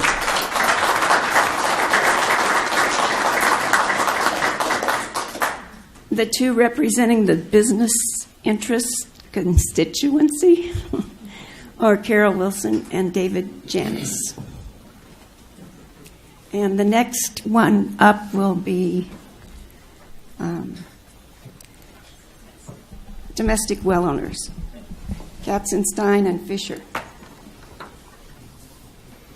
I am Carol Wilson, and as a member of the Policy Advisory Committee representing Ridgecrest Realtors, who are dedicated to preserve and protect private property rights, I am advising the Groundwater Sustainability Authority of the following. Any plan for pumping fees should have an end date. This will avoid uncertainty and possible court intervention. Any extension or increase. May I have the undivided attention of the board, please? Thank you.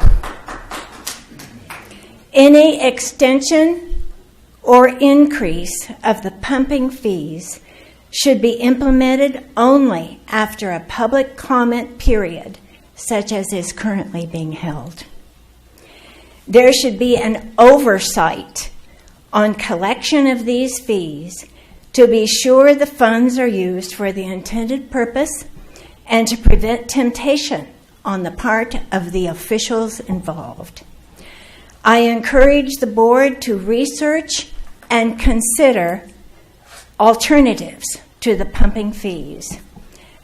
As an aside, personally, I am aghast to hear pumping data from Mr. Johnson was derived from the highly disputed Todd report.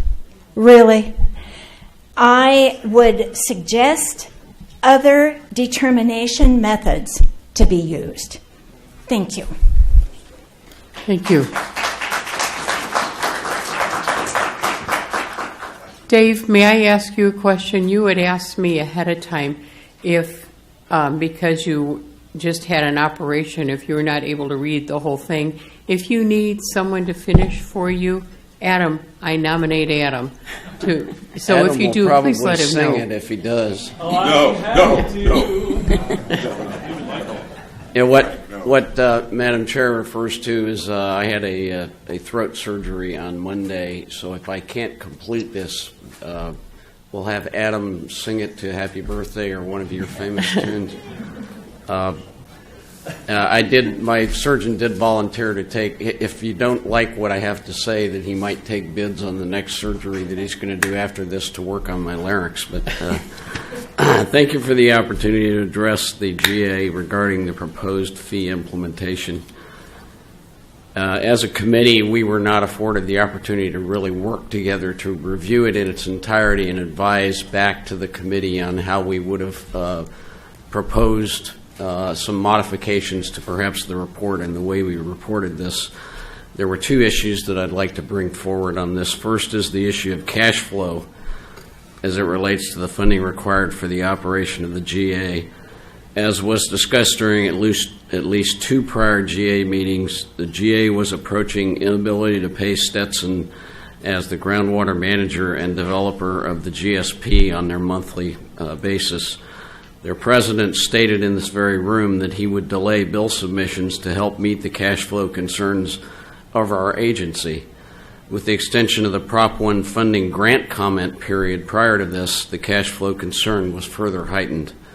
Fortunately, that urgent funds requirement was temporarily alleviated by the advance of approximately $500K by the IWV Water District Board, but that was by a single vote margin of the board. Most folks aren't aware of that, and this whole board and its existence was put in jeopardy by that vote if it had gone the other way. Had that single vote gone the other way,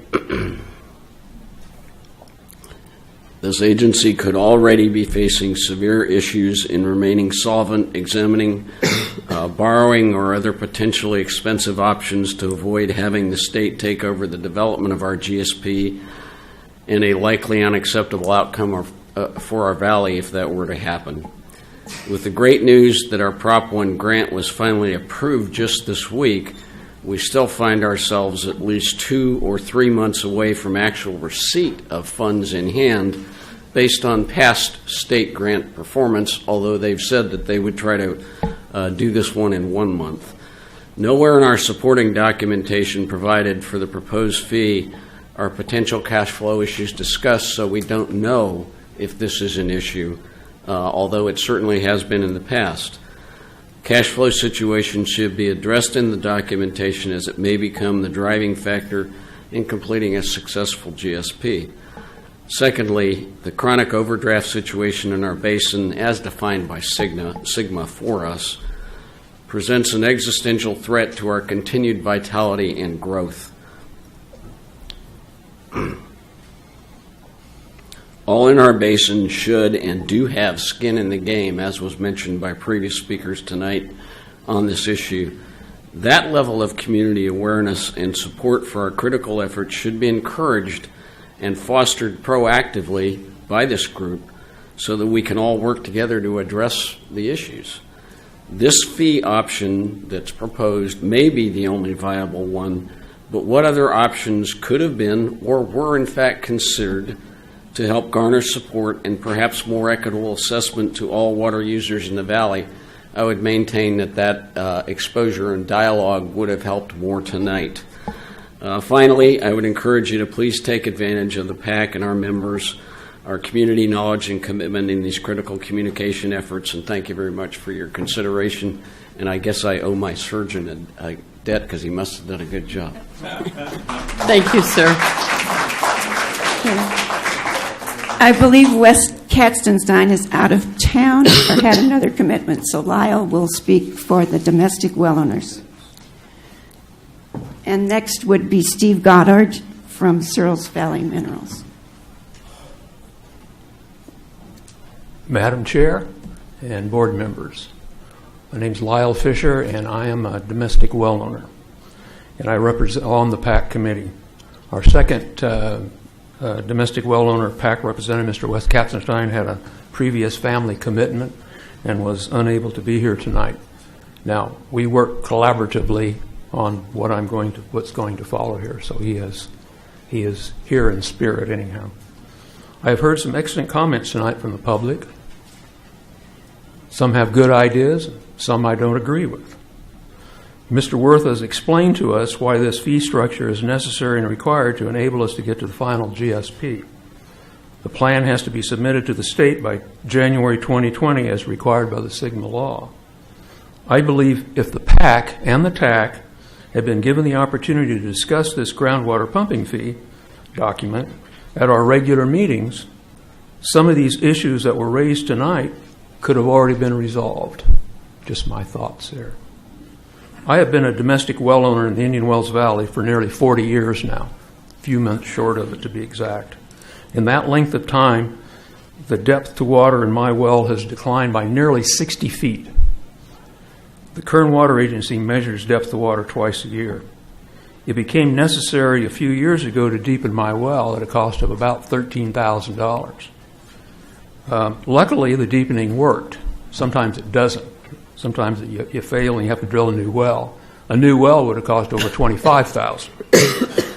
Now, the replacement, I heard somebody mention a submersible pump. Yep, the submersible pump has to be replaced. They only last 5 to 10 years. The cost now is up to about $2,000 to get that done. So, and I think on my well, I'm up to my 5th pump in the ground right now. So why do I say all this? I've heard it already mentioned tonight twice, 3 times. I keep hearing people saying you have to have skin in the game. Believe me, domestic well owners have skin in the game. We as domestic well owners are the tip of the spear. We are the first ones to be impacted by the declining water levels. Most of us can't afford to drill a 1,000-foot well or afford the maintenance for a 1,000-foot well. As domestic well owners, we do support the volumetric-based fees for water pumped. It is the only equitable approach available since all of our water supply issues are based on quantity. The Water District charges customers by the amount of water they pump, volume. We also fully understand that once the GSP is approved by the state and our GSA has been empowered, domestic well owners may be required to pay for water in some fashion. There will be no doubt that it will include all de minimis users. We also realize that all domestic wells may be required to be metered sometime in the future too. If the GSA board decides de minimis users should be regulated, there'll be no choice in that matter for us. Our current situation of critical overdraft in the Indian Wells Valley is not sustainable as defined by Sigma and all available hydrology data. We are pumping far more water from our aquifer than is being naturally recharged. Conservation and reallocation of water for health and safety may be able to bring the valley in equilibrium as required by the law. But we cannot estimate this until the water balance is better quantified. The current efforts to treat brackish water in the Indian Wells Valley does not aid our critical overdraft situation, since the brackish water is not new water and would only accelerate the decline of the water table. For all of us to continue our current lifestyles in the valley as they are today will require us to import water from a source outside of the valley. We have no choice. How can I say that? How can I say that? I am not a hydrologist or a geologist. I'm not even an engineer. But I have studied the AB 303 report, the Todd report, and I am familiar with the content of the Bureau of Reclamation report. And I have my one single personal data point, my well. Wet year, dry year, doesn't matter. The water table continues to go down at each spring. Mine goes down in the spring. Most of them don't. Ours in that area always goes down in the spring. And each fall measurement, they always go down. The time has come to stop kicking the can down the road and do something about it. Do the necessary actions, take the necessary actions. Thank you. Thank you, sir. I don't know if Steve is here tonight. I don't see him standing and waiting.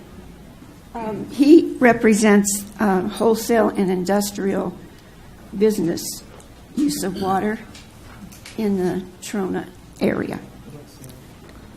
He was at the TAC meeting earlier. Our 5th category, we threw the rest of us together into the 5th category. We have Nick Panzer and Renee Westelusk, who represent residential ratepayers. And Tim Carroll represents disadvantaged communities. I'm not sure he's here tonight. And I represent private property owners in rural unincorporated area in the valley. Nick, would you like to begin, please? Thank you, Chairman Thomas. I'll try to keep this under 3 minutes. I yield the floor to you. Thank you.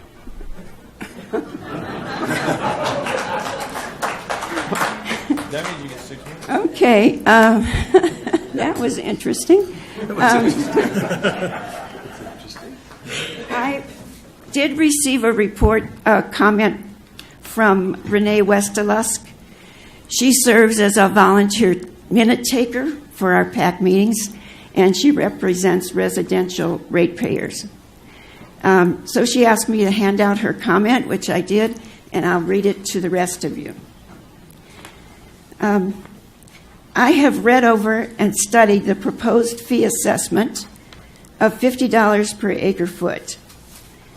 I can support this fee assessment using my calculations, if they are correct, as it would have a minimal effect on the water bills of the vast majority of residential customers within the city of Ridgecrest.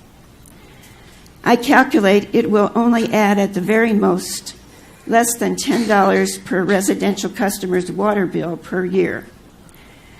I think that the benefit of the fee assessment vastly outweighs the increase in water bill charges in the fact that the residential customer within the city of Ridgecrest will gain in the advantages of having a groundwater sustainability plan that will protect their water supply for many years to come. I only ask the IWV GA board for talking points to interpret to the average residential customer the actual cost per year added to their water bill for the benefit of receiving a groundwater sustainability plan that will protect their water supply for decades to come. Thank you for your time and allowing me to give public comment on this fee assessment. Renee Westelusk.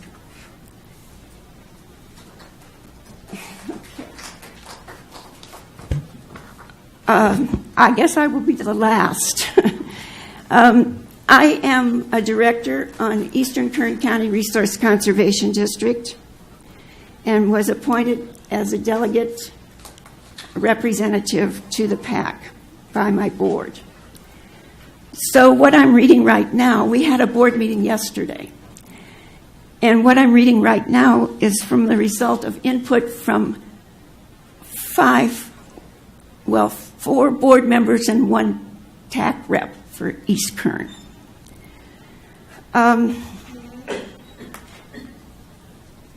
Eastern Kern County Resource Conservation District is a conservation district serving Eastern Kern County and landowners within Groundwater Basin 6-54. The district has been addressing conservation and natural resource issues since 1953. I was just a child when I joined the board.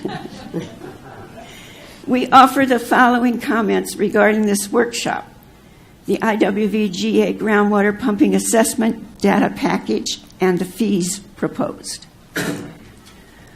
All water users and uses of groundwater within the groundwater basin boundaries of Kern, Inyo, and San Bernardino counties should pay fair and equitable fees to pump water from this basin. All revenue paid to IWV GA needs to be equitable among all users and all agencies in the groundwater basin. Notification for property owners, especially rural and absentee out-of-area property owners, for this public workshop was inadequate and insufficient. When the date for the public hearing is set, that will be the next meeting coming up on this issue, not only the list of interested parties for the SIGMA process, but also all owners of property within the basin boundaries should be notified by mail as determined by APN numbers in a timely manner and given plenty of time to review things. The data assessment states on page 4 that the accuracy and completeness of groundwater pumping information within the Indian Wells Valley groundwater basin is extremely important to the GA's mandate to manage groundwater supplies. That's a quote. Yet, the data assessment itself confirms that Table 1 and Table 2 under Item 6 are not accurate and are not complete. This assessment on page 33 states that, quote, the GA staff will continue to update Table 1 to make it complete and accurate, end of quote. The footnote number 1 on page 37 states, quote, other well owners not included in this table are listed in Kern County Environmental Health Database with unknown production. Our question is, how can the IWV GA impose groundwater extraction fees when it does not base those fees on accurate and complete data? The omissions in data need to be addressed before any fees can be set or approved. Identify how many wells there are within the groundwater basin boundaries.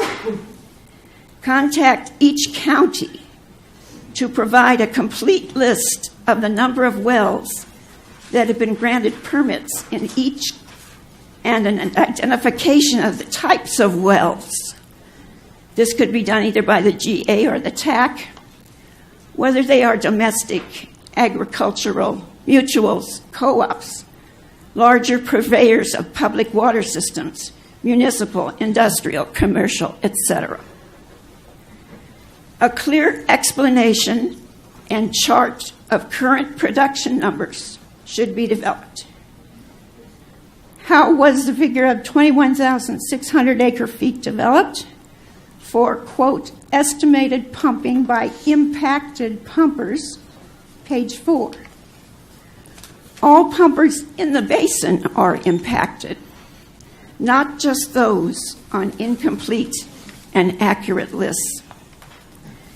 The assessment requires clarity on numbers of metered wells, non-metered wells, and de minimis wells.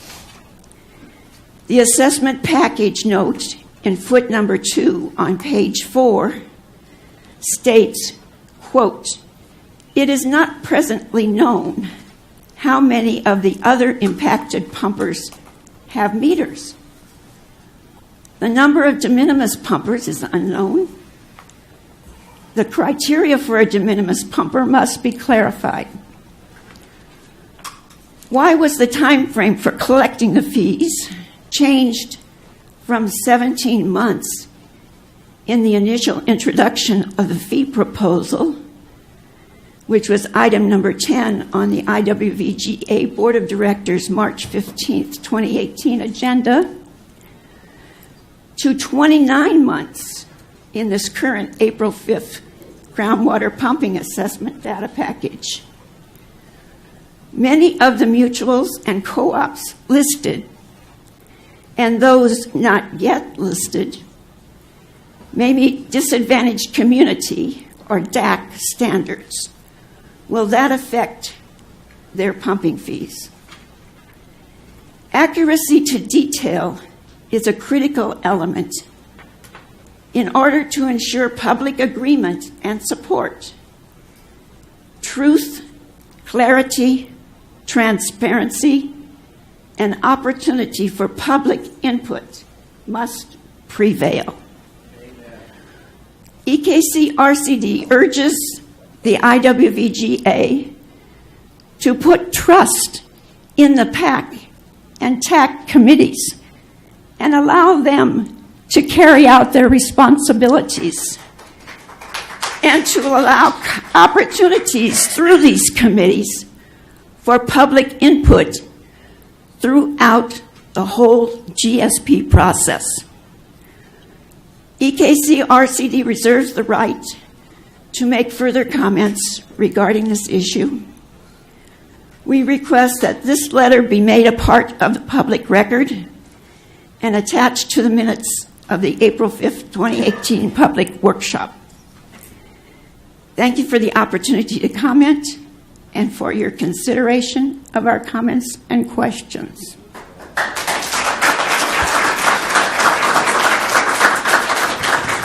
Thank you, Donna. Is that all from the PAC, or is there any other comments that the PAC team wishes to bring? Nick, do you want to come back and say anything? Okay. I would like to just. Okay, Carol Wilson, you want to come back? Well, have you had your 30 minutes? Oh, Jim Carroll, I'm sorry. I'm not going to make it. Okay. I am concerned that. Please speak on the. Tim Carroll represents the Inyokern Community Services District, a disadvantaged community. Go ahead. You're more than welcome to come up. Your 30 minutes is not up. Am I correct? I don't think so. All right, I'll take up all 30 minutes. Well, you can Well, go ahead. that's They'll fine. cut you off. All right.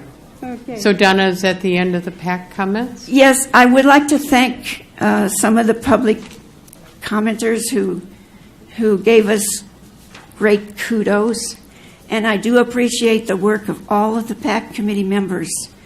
We are all volunteers, we're not paid, and you're taking our PAC meeting time tonight for this workshop. So we had to have an alternate meeting on March 29th. And we will be presenting the communication and engagement plan on the agenda for the April 19th IWV GSA meeting. Thank you. All right, the next item is the TAC committee. Adam? Thank you, Madam Chairperson. It's okay.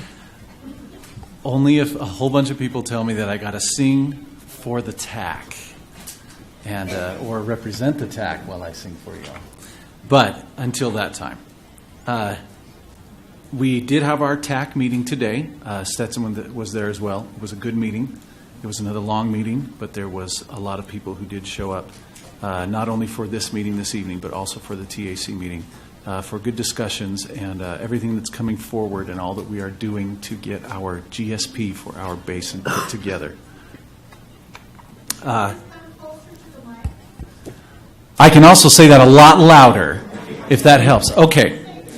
So you're welcome. First, let me just mention here, well, I already mentioned that we did have our meeting. I am opening this opportunity for all of the TAC members that are here this evening to come on up and we realize that we have 10 active members, and within 30 minutes, we have assigned each of us 3 minutes. And so I invite all of those over. We'll start with Eddie Teasdale. Please come forward. You should line up. Yeah. Maybe you should get the next one up. Thanks, Adam. Yeah, my name is Eddie Teasdale. I represent large ag on the TAC. I guess one of the benefits waiting towards the end to ask questions is most of my questions have already been sort of delivered, so I'll make it quick. There's 2 variables that went in to calculate this pumping fee, user fee, right? So we have in the numerator, we'll call that the GSP cost, right? So make that's in the top of the fraction, okay? And then what we'll do is we'll put in the bottom of the fraction, the denominator, we'll put it the volume, so how much water is being pumped in the basin. So when you start to look at those 2 variables, we better make sure that both of those variables are defensible, right? And were developed in a transparent way. I think it's obvious tonight from the 30-plus comments that have been delivered that wasn't the case. So let's work towards making sure that we do that, okay? So my first comment is going to focus in on the denominator, which is the GSP fee. So what can we do to make sure that is defensible? Well, the first question I would ask is, look around in other basins, what are they paying to develop their GSP? Are they paying $5.7 million? for the total fee, it's difficult to test that, to look into that. But you can look around and see what they're using to develop the GSP itself. It's not $3.1 million, and there's some basins out there that are a lot more complex than that. So again, I think we should look out there and see what others are paying to make sure that that is a reasonable fee for the GSP development. Let's talk about ways that we could maybe, reduce that fee. Sure, we had the Prop 1 grant application. It's like, we asked for the maximum, as you would, and we got the maximum. That's great. That doesn't mean we need to use all that, right? So what could we do to sort of maybe whittle down some of those costs? In the past, the TAC has talked about trying to utilize some existing tasks that have been developed. It's a sore subject maybe for some, but let's talk about the Ramboll DMS database, okay? That's being developed. We should take advantage of having that, that data available, and maybe that would save some fees, or affiliated with developing the internal DMS. Maybe there's some options where some of the GSP chapters could be started to be developed, internally by the PAC or the TAC to help Stetson, in the long run.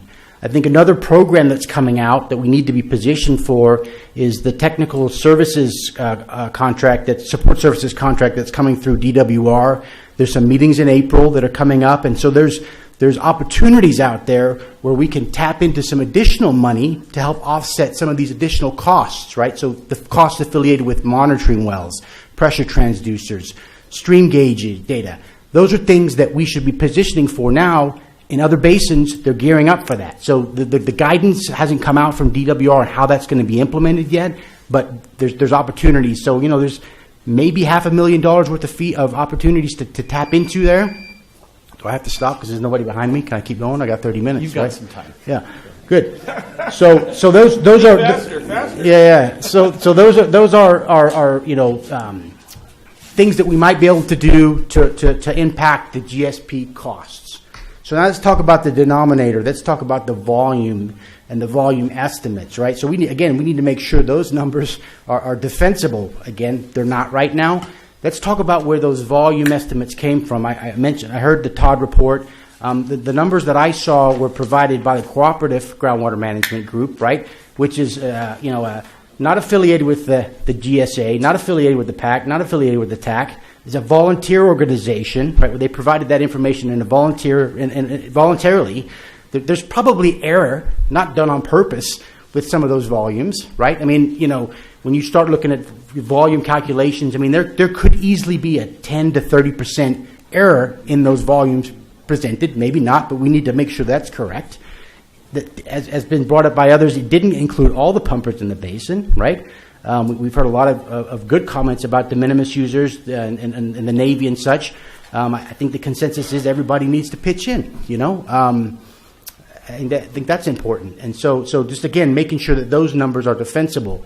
I think another idea that came up at the TAC today was, how do we go about in a transparent way starting to request some of this information? Because if it's done in the wrong way, and you go up and you knock on a neighbor's, not a neighbor, but somebody's property, asking them, hey, we need X, Y, and Z, you might not leave the property. So maybe trying to develop, some kind of guidance document that kind of helps everybody, the PAC, the TAC, the public, on how this data is going to be collected, how it's going to be used, that again, sort of factors into the transparency. So I think we all realize that we're going to have to pay, and we all agree with that. It's just let's make sure that we get that numerator and the denominator, defensible and done and collected in a transparent way. So I think that's it. And I'm only the TAC member. I'm just kidding. I'm done. Thank you very much, Eddie. Thank you, sir. I also now will turn the time over to Wade Major, who is our second large agricultural Adam, I just want to say TA the member. commentary's been pretty comprehensive. I think Eddie summed it up nicely in terms of numerator and denominator. I don't have anything new to add that hasn't already been said today by numerous speakers. Good. Thank you very much for telling us that, Wade. Now I'll give the Adam, opportunity. Let me ask a question. Were you able to pick that up on the video? Because normally, if you don't come here, what you said is not recorded. You could repeat it. No, you could. Okay. Wait, if you would just say, So for the record, we have it. Please, thank you. As succinctly as possible. Thank you. I just wanted to say that the commentary today from all of the participants, members of the public, the PAC, the TAC, and other folks who have spoken has been pretty comprehensive. From a technical standpoint, I think Eddie has summed up the issues nicely in terms of numerator and denominator. I truly don't have anything new to add, and I don't wish to extend this process beyond what it needs to be. But I appreciate the comments that everybody's made tonight, particularly all of the folks that have taken time to come up and speak. Thank you. Thank you. Thank you, Wade. All right, next, Michael Powell. I'll give you this opportunity.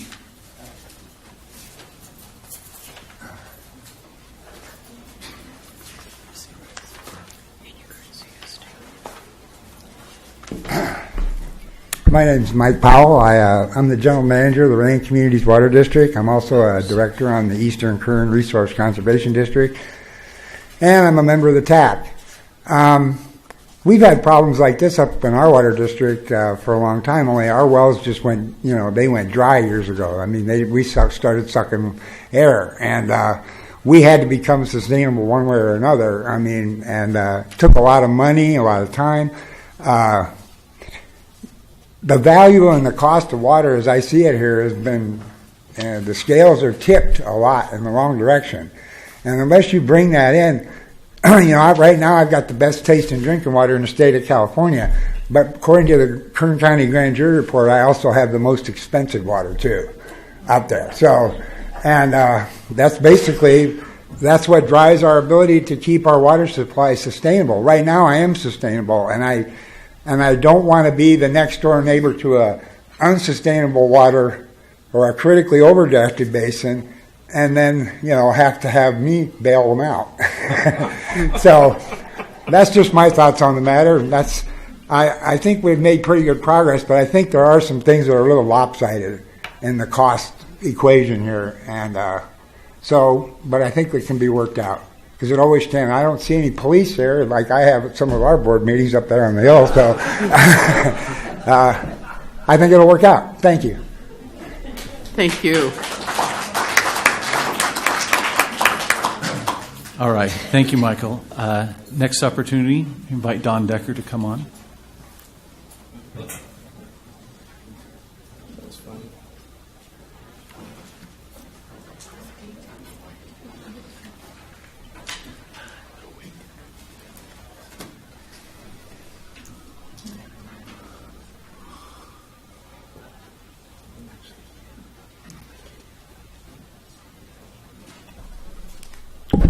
Good evening. I'm Don Decker. I and my wife have been in this valley a very long time. Not really a pioneering family, but my involvement in water goes back 50 years. I'm a physicist by profession, and the understanding of our water supply shortfall is still incomplete. There are lots of people. We heard some criticism tonight about the Todd report, which is actually a summary report. And the thing that's really important to realize is that our water shortfall is not something that was invented by the state or the county or local officials. It's what our valley is performing at. The discovery, the defining moment for the water shortfall was actually done in 1913 by a gentleman by the name of Charles Lee, who was working for the state of California. He was a hydrologist who pointed out the limited water supplies in this valley. And over the years since then, that has largely been ignored, and progress just presses on. So here we are. The state finally brought us to our senses, if you will.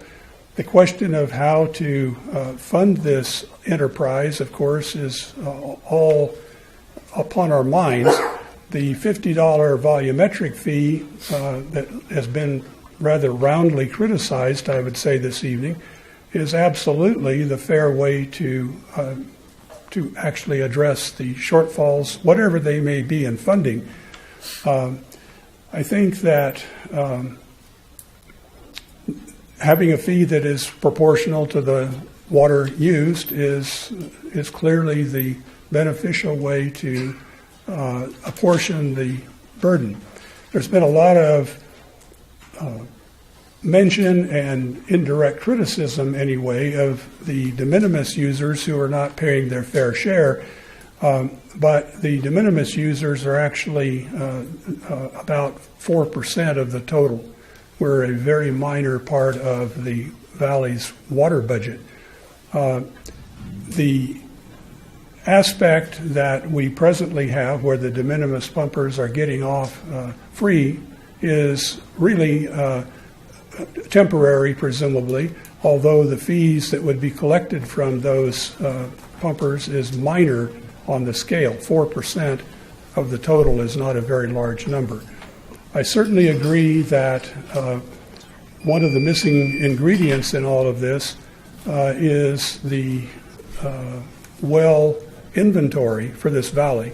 I think this board has been, I'll use the word derelict, and not starting this process of doing a well inventory 2 years or more ago when they were first starting. Here we are at this late stage worrying about collecting fees from the public that you have attempted to reach out to but have not done a good job of. Here we are these many years later, and we still don't have an accurate count.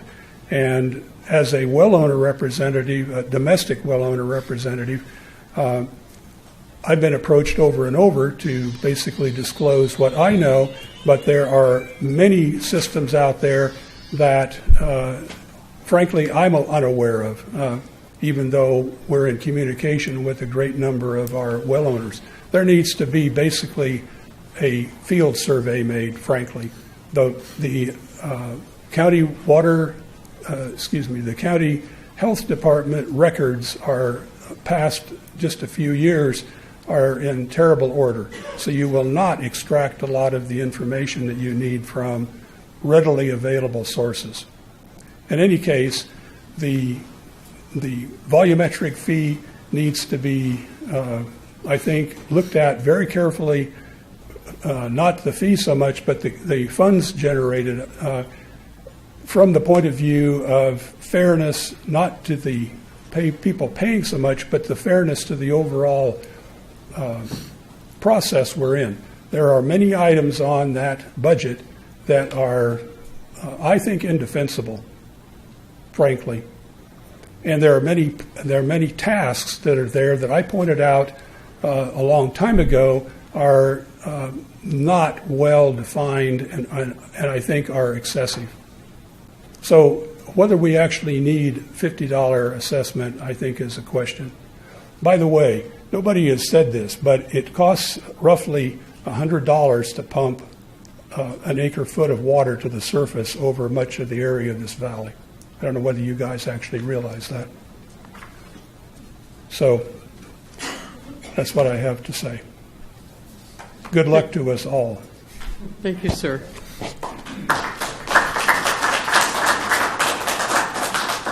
Thank you, Don. I'll turn the time over now to Earl Wilson.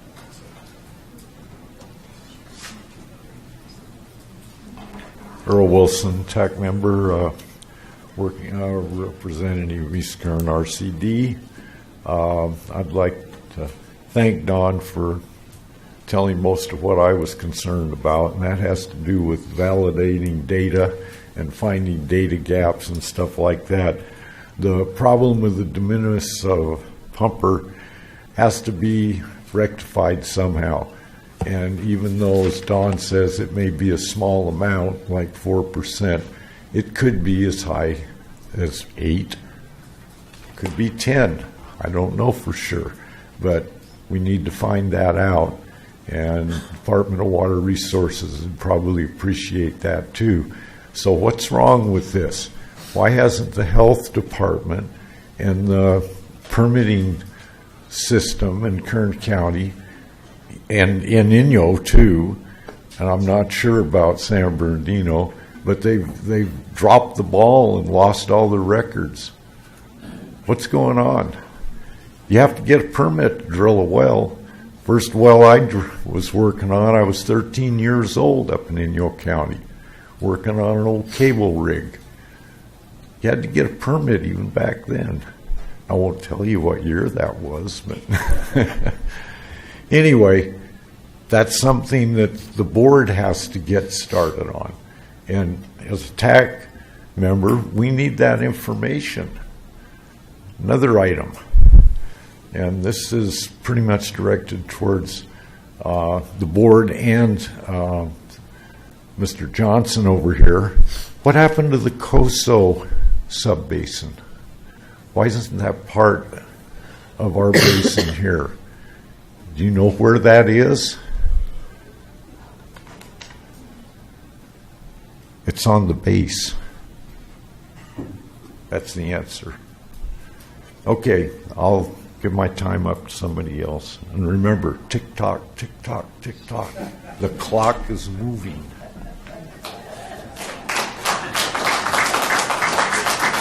Thank you, sir. Thank you, Earl. Now I'll hand the time over to Tim Parker, if you have any comments.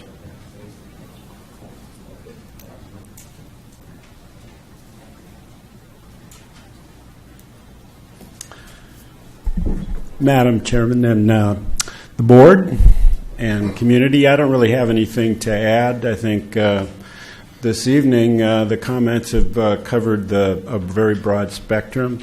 I will just say I've been in 3 other public meetings covering this same topic over the last 2 weeks, and very comparable in terms of comments. A lot of discussion about equity and everybody chipping in.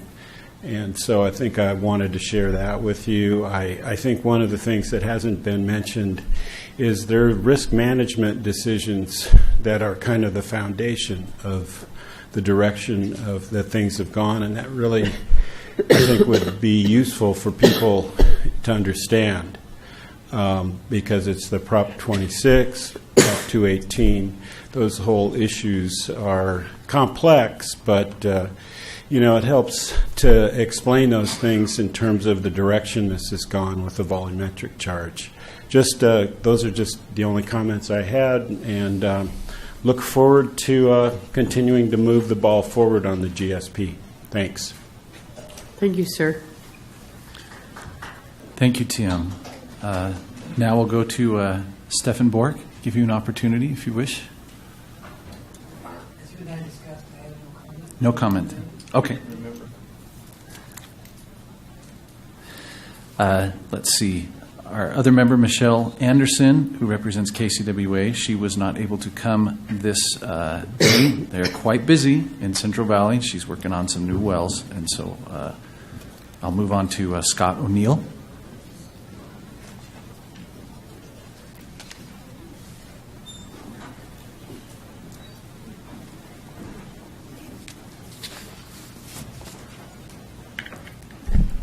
Scott O'Neill. I represent the business part of our committee. I don't have much to say. I think that there have been a lot of comments today that are very pertinent and need to be listened to.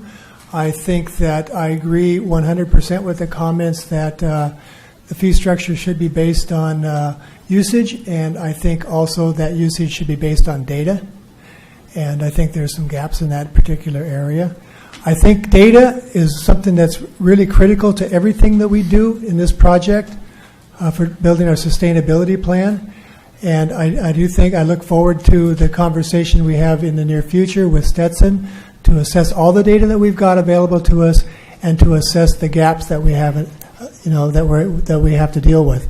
And because I think that's critical for not only this particular part of the work as figuring out our funding structures, but also figuring out our model that's going to underpin our sustainability plan. I am very concerned about the data that we've got. I think that we need to be careful with it. I think we need to understand it, and I think we need to understand the quality of the wells from which it comes from. Thank you, Scott. Go ahead. That leaves me. I actually, at this time, I will say I of course, work for Searles Valley Minerals, and I understand we have 5 wells that we pump water for the company Searles Valley Minerals and what we do and what we make, but also we use the potable water to allow all people there who work to have drink, and to all the people in Trona. So we provide all their water as well. And so I don't really have any other comments to make, but I just wanted to say that we support everything that needs to move forward for the GSP to be done properly. And yes, we do take out quite a bit of water, but we've been doing that for a very long time. And we provide water, we provide opportunities, we provide all that we can for the people that live in Trona and those who come out to the valley to work. And we give what we can. Of course, people are going to purchase the borax and the sodium carbonate. We really enjoy people who do that from us. But also the monies that we give back to the counties, and also the things that we do to support. And we will continue to do that. And so that is all the comments I have. And I want to thank all members of the TAC who did get up. And we've been doing quite a bit today. And we are very aware of a lot of things that are going on. And we are all very, dare I say, excited to assist in helping move forward what needs to be done from the technical side. It makes me get very excited because I do enjoy that. And sometimes that makes me come out and sing. But I'm always happy to do that as well. But we'll go ahead and turn that back over to you, Madam Chairman. Thank you. Thank you. I personally want to thank you all. You've given us a lot of information, a lot of opportunity, and I'm going to open it up to the board for comments. I'd like to hear what they and staff have to say. Is there anyone? Commander. It's okay. Oh, man. Sorry. I've got a babysitter I got to get back to, so I want to get done here because I got to duck out. So do I. I think they were great comments. I mean, if we'd be silly not to listen to everything everyone had to say, because I think there's some very valid points that were brought up. Just a couple of things. I'd be remiss without throwing out some facts, since I can't talk about the poem tonight. But first and foremost, yes, the Navy, or I should say no, the Navy cannot pay fees, but hopefully everyone recognizes that the Navy has contributed significantly to this event, and we have no intention whatsoever of stopping at this point. We've invested $1.9 million on the base with water reduction. Mr. Price, for your knowledge, our consumption is 6.5% of the valley. We should be down to 6% flat by the end of this year, so not 33%. Just want to make sure that was clear. For as far as in-kind contributions goes, over the last 2 years, we've contributed $1.5 million to the GSA. And so that's not completely reflected in this budget, because I assume that not everything on the upper part is being accounted for with that, but $1.5 million. And so when you take into account how much water we're actually utilizing of that 6%, just so folks understand from a fee structure perspective, that's $470 per acre foot per year that the Navy is contributing to this effort. So as we're talking about a $50 fee structure, I believe we're going above and beyond that to try to help out as much as we can. And that's all I wanted to say this evening. Thank you very much. And thanks, everyone, for coming. Thank you. Who would like to go next? Suppose I can go. Okay. You're going to speak? I'm going to speak this time. It's a first. So I'm actually the range person in the BLM office. I've come to these meetings just as a person to represent the BLM. We have our field manager and then a person who's supposed to supervise me who's not even there yet. So that's just the situation. But anyway, BLM, if we had the money, would love to contribute to the program, but we really don't. We usually, amount of the water that we use are natural springs, so it's mostly wildlife. We do have some wells outside of the basin that are used by cattle ranchers and sheep grazers, but besides that, BLM is kind of outside of the situation. In general, we just want to be part of the community and be a good neighbor. So that's all we have to say. And it was really good to hear from the community, because most of our meetings are pretty, I mean, there's good attendance, but this is by far the most people. I've seen some new faces, so it's good to see. But anyway, nice to meet you all. Thank you. Sir? Do you want to go next? No. I had actually, to start, again, want to echo the others who, in appreciation of all of you for coming out and providing your comments, both written ahead of time as well as tonight. It definitely helps us kind of figure out how best to move forward. And one of the things I wanted to try to clarify for both the board and the public is, in looking at the data report, there's reference to some incomplete information and need to work further. So may I assume, and may the public assume, that this is not the final product? The estimate of $50 and how long it would potentially be collected is still draft at this point? I'm not sure who would answer that, but... Yep. Okay. So I think there were a number of good questions that were asked today about those gaps and wanting to get better information.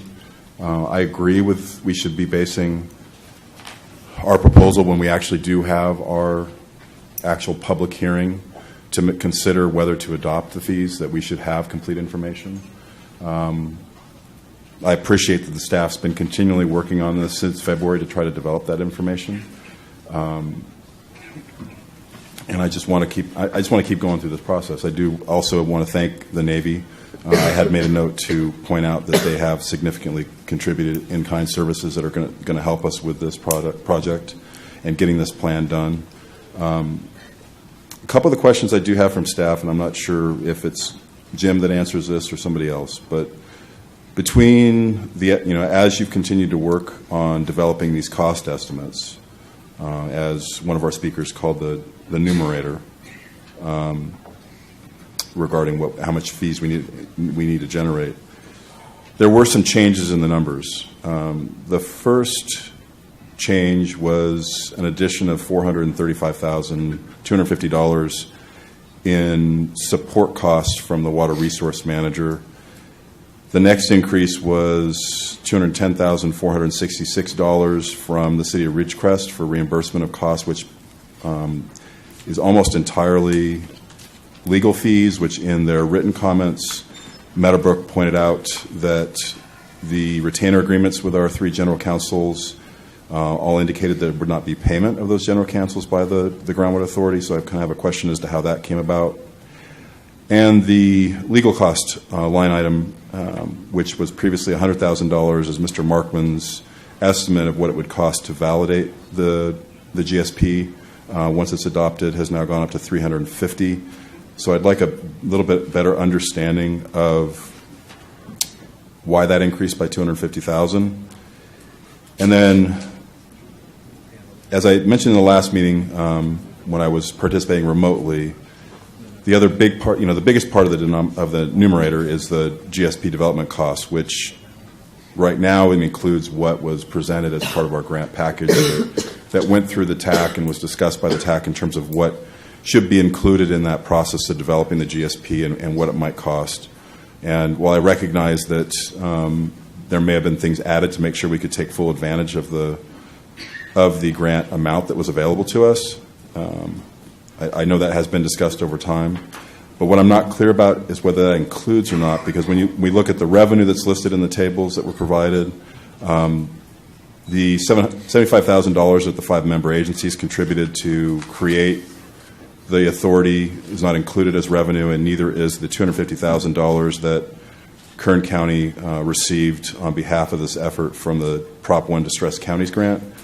So I just wanted to confirm that if those amounts aren't included in the revenue side of the table, that none of the costs that are on that part of the table are related in any way or being reimbursed in any way by those funds. Otherwise, if any of those costs that are there, whether they be admin or whether they be work that's already been done on the GSP, are actually being reimbursed from that prior Prop 1 grant that Kern County received, or with our original $75,000 in member contributions, then I think we need to adjust the cost side of the ledger.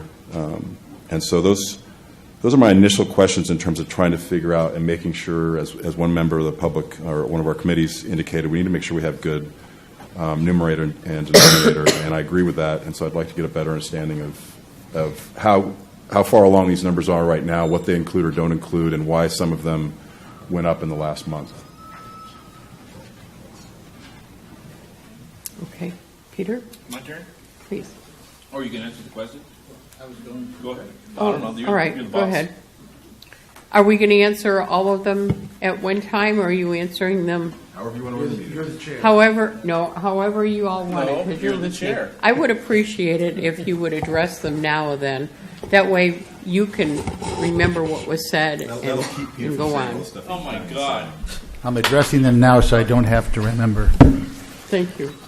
The first question that Director Page had was with respect to the IWV GA support costs. And initially, I'll state that the reason there are additional numbers in here is that as we have continued to refine the numbers, we've tried to really narrow down and try to determine what was actually going to be needed to complete the development of the GSP. We don't want to have to go through this process twice.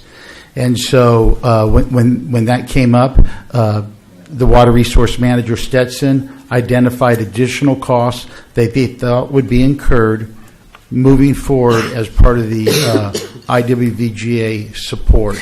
And those were costs that fell outside of the budget items that were contained in the Prop 1 application.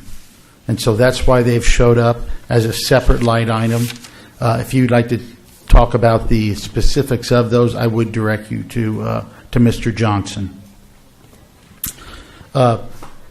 When talking about budget items, another item that was discussed is what, if any, reimbursable costs would the county and the city and the water district seek in terms of primarily attorney's fees as well as staff time and then facilities, use of the facilities. In going through that process, we were advised that the water district and the county would not seek any costs.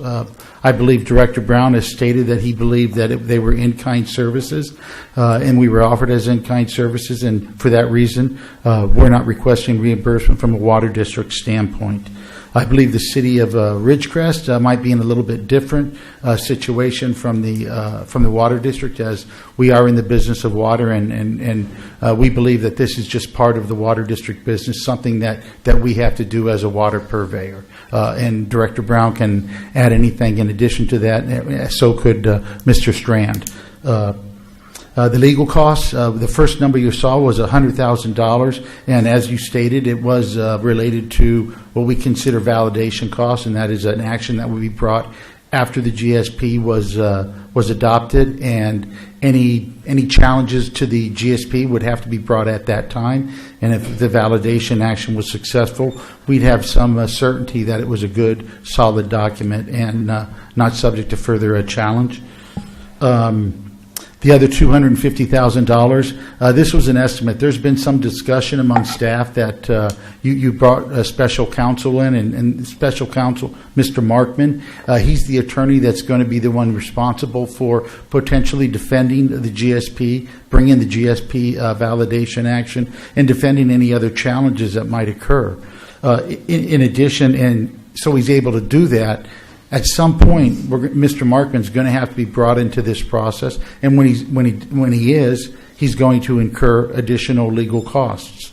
I don't have a month-by-month, hour-by-hour breakdown of them, but our estimate going forward is that $250,000 was not an unreasonable amount, and so that's the amount that we included in there. That may be high, but that's the number that we've used. I'm not certain I have an answer where the $75,000 or $250,000 goes in there. I do not believe that it was going to be reimbursed through the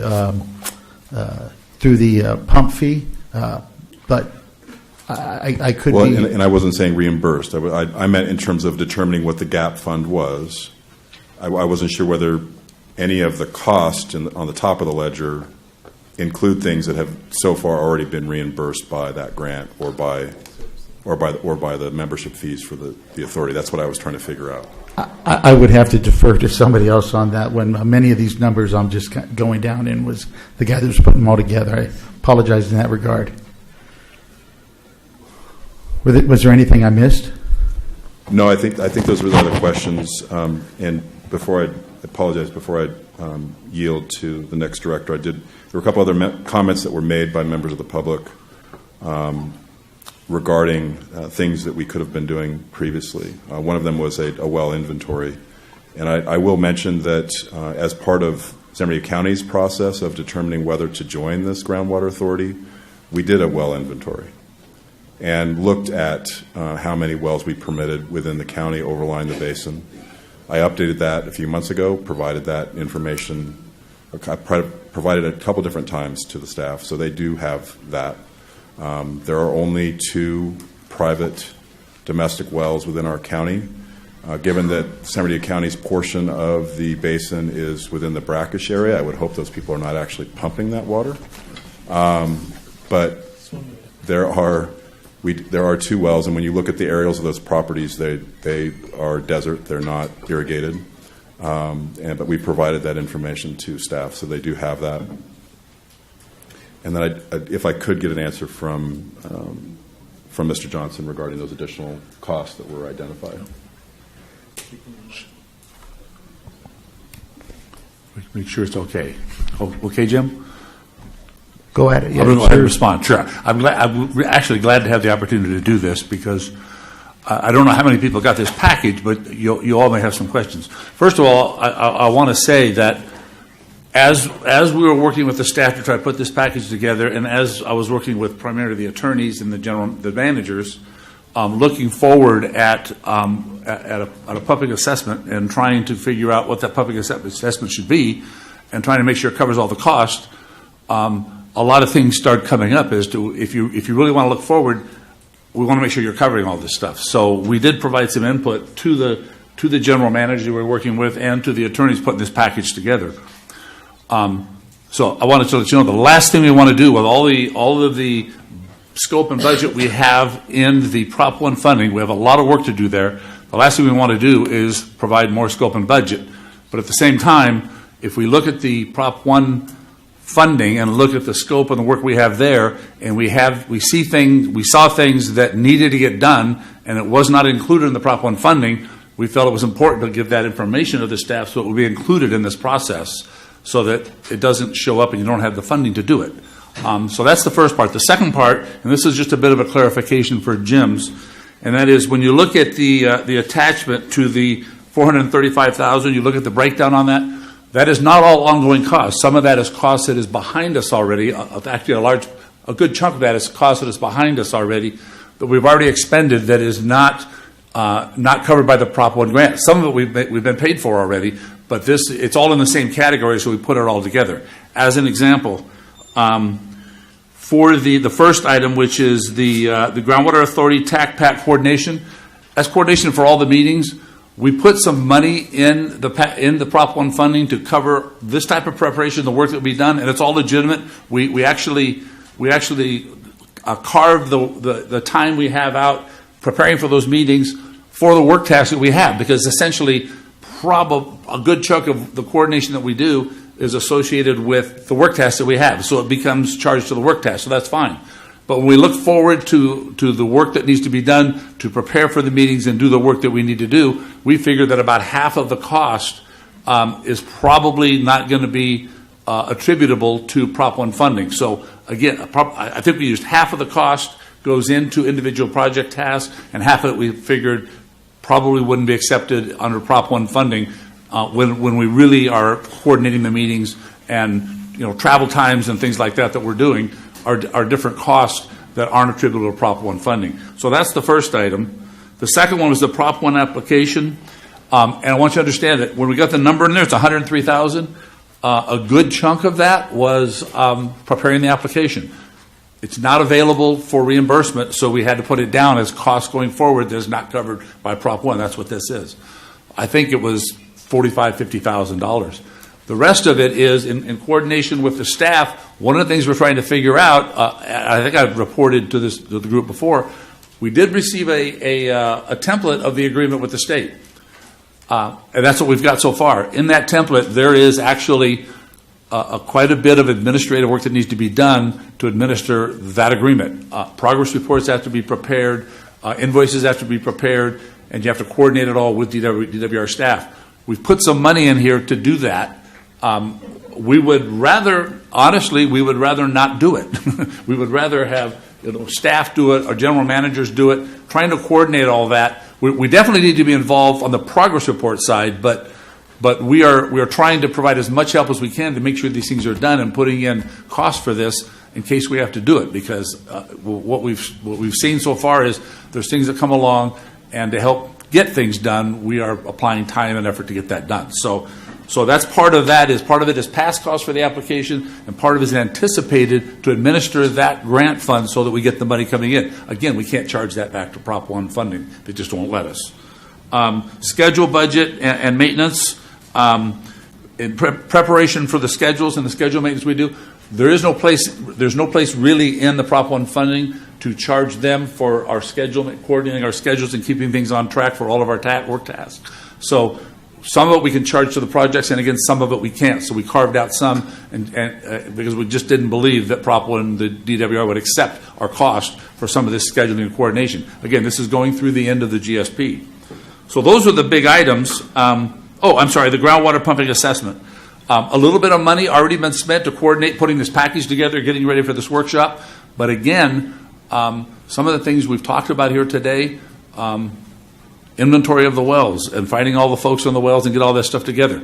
We don't have that in Prop 1 funding. We don't have any budget for that.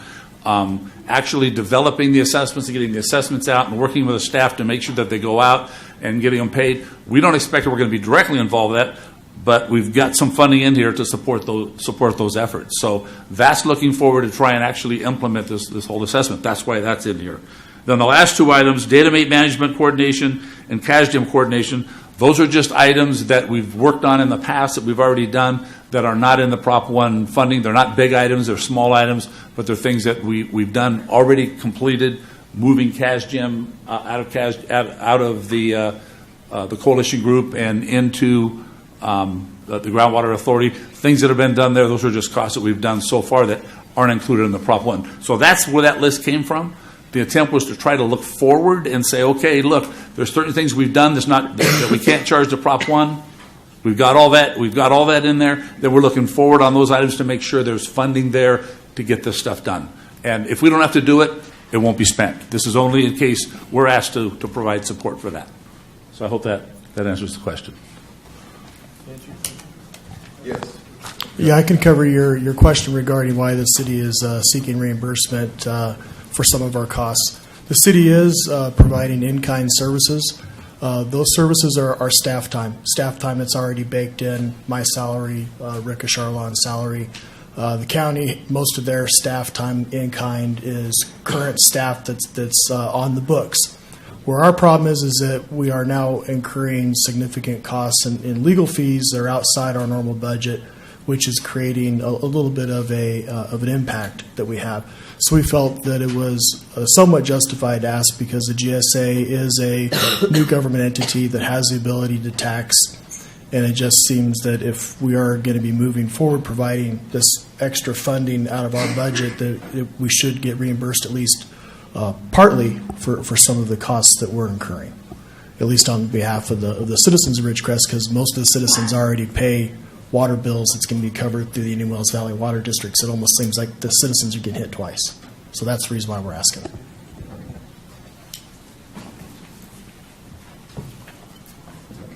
Any more? Let's see how the discussion goes and something else might pop up. Okay. All right. Peter. Okay. Can you hear me now? I wish I had your voice. Are you going to make no?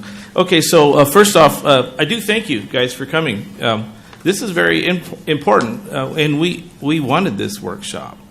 We put these numbers together kind of quickly because we wanted you to see numbers. We could have done this without the numbers.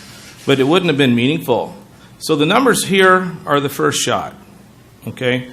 And so when you do the first shot, you go, wow, I want to make sure I got them all. So that's what we did. We put them all in there.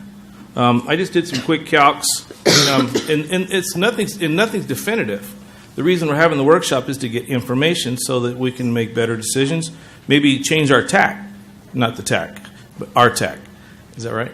No, maybe we should change the tack. But anyways, that's the point. That's why we're here and we're having discussion. And I really appreciate everybody's input. Sorry, I have to put on my computer glasses because they took away my bifocals. I just want to clarify that when Chuck was speaking, I think he just didn't say that he was speaking for himself. And he's entitled to a personal opinion, but when we're speaking for the board, that's my job. So it's fine that he has his opinion. I just want to clarify that I'm the one speaking for the board. And we have to have a board discussion before we decide what we're going to say. I'm usually careful about that, but sometimes I do get in trouble. The numbers are rough. This is one model of how we could do it.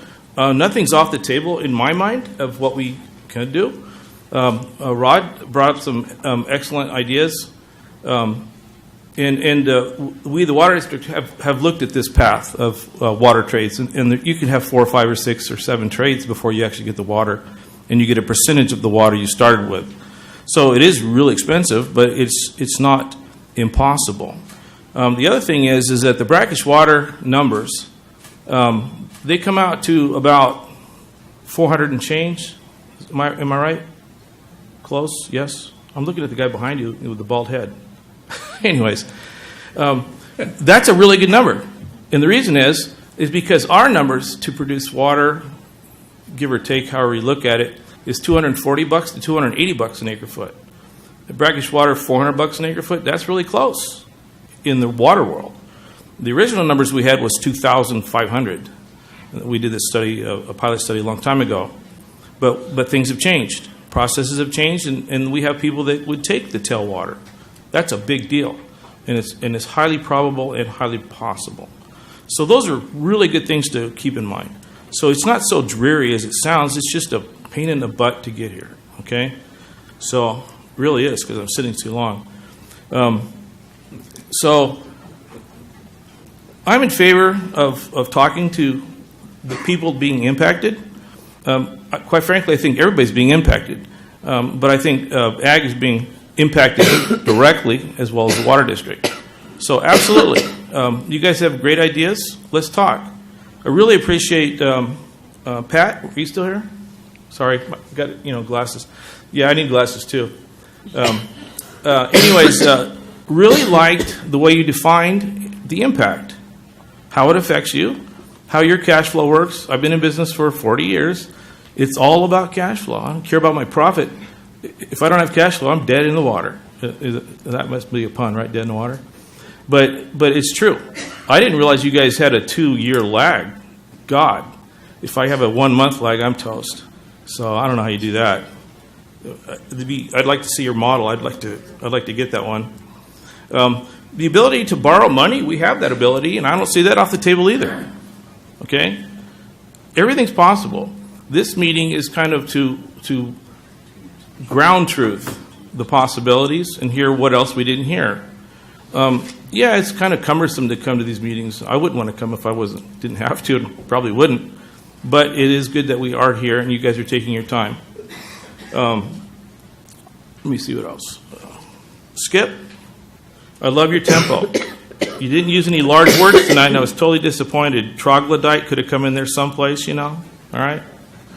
For you guys that don't know, he writes an awesome piece in the newspaper. Sometimes you get in trouble for him, and I really like that too.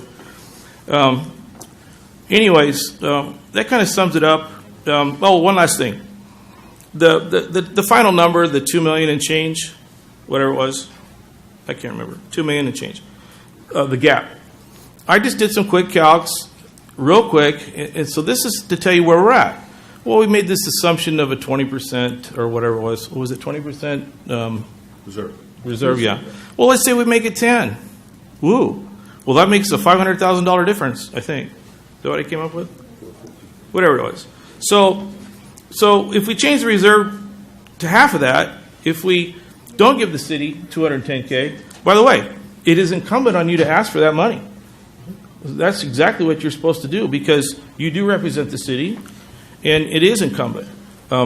Whether or not we all vote for that, well, that's another deal. We'll just have to see. But you have a compelling argument. And I thought your most compelling one is they're going to be taxed twice. So even your input made me think a little bit more. I wasn't quite established on that one yet. So if you take that and you take the reserve to 50%, and I can convince my board to allow the $500K to ride, we've just reduced it by $1 million. That's pretty simple. That's napkin math. I wish I was at a bar doing the napkin math, but I'm here. So it's the back of this piece of paper. It's much better when there's a nice cocktail in front of it, right? And some music, maybe a singer, an Italian guy. So the point is that puts you down to $25 an acre foot. Okay? So this isn't the end of the road. This is the beginning. This is why we're here. Everybody wants the best for what we want. Some people have very specific ideas. Some people are open-minded. Some aren't. It's perfectly fine. That's what we do. And that's what makes us a good country, right? Because we have to challenge each other. So I'm happy with what we're doing. I think we made a lot of progress here. We're going to come back as a board, and we're going to discuss these new things. And we'll all have some more input because we're listening, and we're going to be cranking on this information when we go home, when we meet again, and new things will come about. So thank you for coming, and thank you for sharing your information, and thank you for sharing your hearts with us because that's a good thing. We want to know where you stand. So thank you very much. Well, I don't think so. Sorry. I would get in really bad trouble if I answered questions. But I'll be more than happy to talk to you afterwards. Well, that won't serve the purpose. Okay, well, then you can't ask the question. I don't think Mr. Page's questions were totally. Well, that's Let's address this. Let us go make our comments, and then we can see where we're going to go. As you can probably hear, I can hardly talk up here, so I only want to address two things. One, this was a good option for us because we wanted to see what you had to say. The only way we could do it is bring you rough numbers. I got water. Rough numbers, and be able to look at that and say, are we going in the right direction? Is there other opportunities? You gave us many. I appreciate that. I want to also say that the city of Ridgecrest asked for those dollars based on the fact that we do not derive income from water. We are here based on the fact that we have planning, land planning and zoning, and that we are sewer. We do not pay or collect for water. So I wanted you to understand why I asked our staff, and they cut it down an awful lot. And we didn't ask for everything we had put in. And if the other agencies decided not to ask for those dollars, I appreciate their selflessness. You weren't selfish. Thank you. And I understand. But I think the point of us asking for it was fair and rightful. If you choose not to approve it, God bless you all, even though I think you'll be wrong. But the second part of it, I do want to say, there is no way we could have come to this point without the PAC and the TAC. I've heard them bemoan the fact that they didn't feel like they had enough input. I think they've done an outstanding job. If you have been at some of these meetings, some of them are 4 to 6 hours, and a lot of discussion and talk, and they have given us huge input. And we could not have be where we are without that. I listen to them. I attend all their meetings. I try to keep my mouth shut, which is nearly impossible for me to do. But I listen and hear and learn, and that's what we're here tonight for. We're going to come back to staff and say, we need more input. We want these issues that you have asked for defined, and how can we do it? And I'm not going to talk anymore, so thank you, sir. Does staff have anything you want to throw in? Talk about? Let me go through, Madam Chair, thank you for the opportunity. I took a bunch of notes, and if you stay with me, I'm just going to go through my notes the way they come out. Cost control. We made a referral at the last meeting to have a review of how we're going to manage cost controls and control costs and identify what costs are valid, what are not valid. And I'm looking forward to staff's report at our next meeting, including how we're going to insert ourselves, what costs are valid, how do we audit, and how do we do those types of things that normal accounting businesses do. And if we need to set up a formal finance committee to stand aside with the PAC and the TAC, I'd be willing to entertain that idea if that is something that the board comes up with. I agree fundamentally with the fact that we don't have good numbers. We just don't have good numbers right now in terms of understanding the numerator and the denominator. I think that's true. It's obvious across the board here, and the numerator is not accurate yet, well-defined, neither is the denominator. I'm anxious to see those numbers tighten up as we move forward. Sam started talking about defining in-kind services. We're doing that. You also said you wanted a list of co-ops and mutuals. I thought that was a really good point. We need to have those numbers in too. And so what I'm going to do is take a well inventory from Kern County's perspective to grind them down and find out exactly where we are in terms of, from Kern County perspective, our health department, where we are with our permits. I thought we had a pretty good handle on it. Maybe we don't. Let me double check on that, and I'll take that for an action, and I'll report out at our next meeting for well inventory from Kern County. Doreen talked a little bit about parcel tax. Keith, could you talk for a minute, please, quickly about the difference, so everybody understands the difference between a parcel tax and a pump tax, or pump fee, whatever it is. Do you mean in terms of how it Just would be in assessed? general sense, so that people understand exactly what Doreen was saying when she offered an alternative solution as a parcel tax vice a pump fee. Right. Yeah, that's an important distinction. The pump assessment is not a tax; it's a fee, and what we're contemplating. Obviously, I think everybody understands is a volumetric fee based on the amount pumped. With the logic being that the more you pump, the more benefit you receive from the work of the GSA. What we would do in terms of a parcel-based fee, I suppose, would be we would have to assess it based on some criterion, and it's not clear to me what that would be offhand. We would have to look at if it's per parcel, per acre. We would have to have some methodology to make sure that, because what we're doing is assessing a fee, not a tax, so we'd have to make sure that what we were assessing had a basis to reflect the value of the service being provided by the GSA. I think some people have commented that vacant land or land that's not currently using water does not benefit from the GSA. That's incorrect. All land has the ability potentially to use water on it. That's part of the rights that go when you purchase land. Part of it is the right to use water on that land, groundwater on that land. So protecting that is of interest to those properties as well. But we would have to have develop a methodology. It'd be a completely different analysis. Thank you, sir. Appreciate it. We had that conversation at another point. And we discussed the differences between parcel tax and pump fees, or whatever the proper terminology is. I personally lean toward a volumetric assessment vice a parcel definition of how we assess those, but I'm open to other people's thoughts.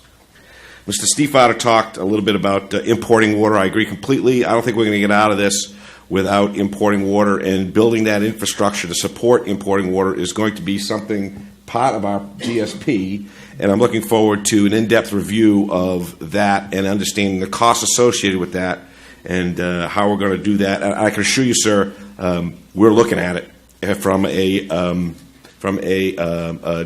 construction and an infrastructure aspect, and also from a financial aspect. We just can't talk too much about it yet.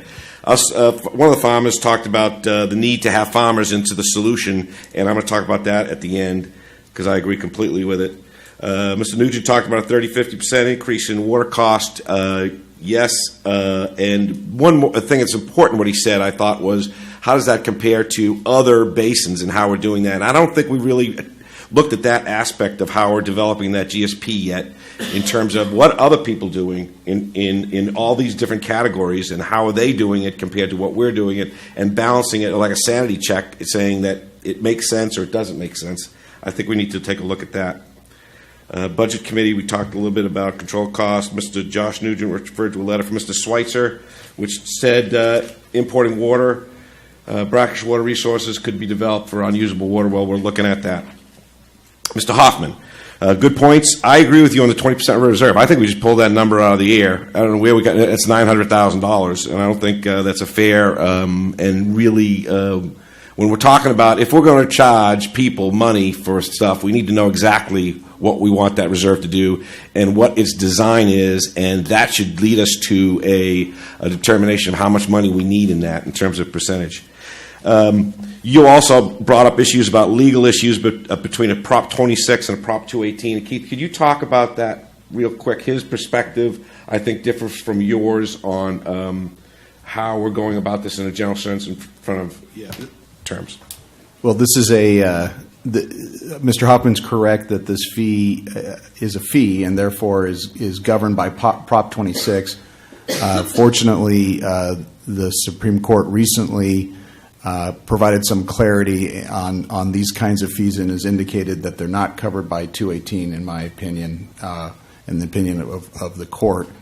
As far as Mr. Hoffman's concerns about whether or not this meets the standard of Prop 26, I guess I would say that I think his comments are premature. What he's essentially saying is if we don't, he's correct that the fee must accurately reflect the cost of providing the service.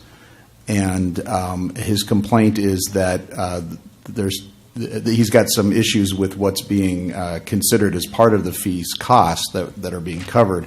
But I think that's the process, as has been explained. That's the process we're going through now. I'm convinced that when we get to the other side of this process that we will have a defensible fee and that those issues will have been worked out. Thank you, sir. Mr. Hoffman also mentioned PAC and TAC involvement. Was critical of that, and I'll talk about his comments in a minute. Moving on down, I want to get through this. Mr. Friel talked about BRACs. He said 3 to 5. We've had 8. And we need to be, as a community, aware of the fact that there are people that believe that we're not going to have a BRAC, and there are people that believe that we are going to have a BRAC. And whether or not we do, it's a critical component of how we design and shape this community, because we have to be able to always maintain a position of growth for the Navy in order so that the Boeings and the Lockheeds and those big investments have reason to continue making investments into this valley. Because if they lose interest or a business sense of why they're making a 30-year investment in this valley, it could be significantly detrimental to this community, and we can't afford that. Mr. Gorman talked about a public review of the Stetson contract. Is that public reviews? I think it should be. Keith, is that the public? Can the public get a look at the Stetson contract? It's a public record. Okay, thank you very much. That's what I need to know. Mr. Lockmeyer talked about. He's mentioned something interesting about maintaining the 2015 levels of water.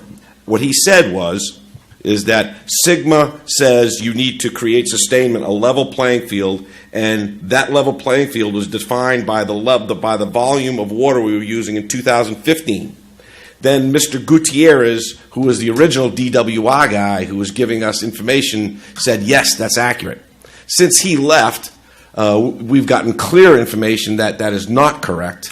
And our information now, our best information, is that we do not have to re-achieve a level we had in 2015. We just have to create a sustainment level. And how do we define that sustainment is going to be a art form for negotiations between this board and DWR and the State Water Resources Board as we move forward. And we'll be looking forward to having that a very complete conversation about how do we define sustainment for this valley.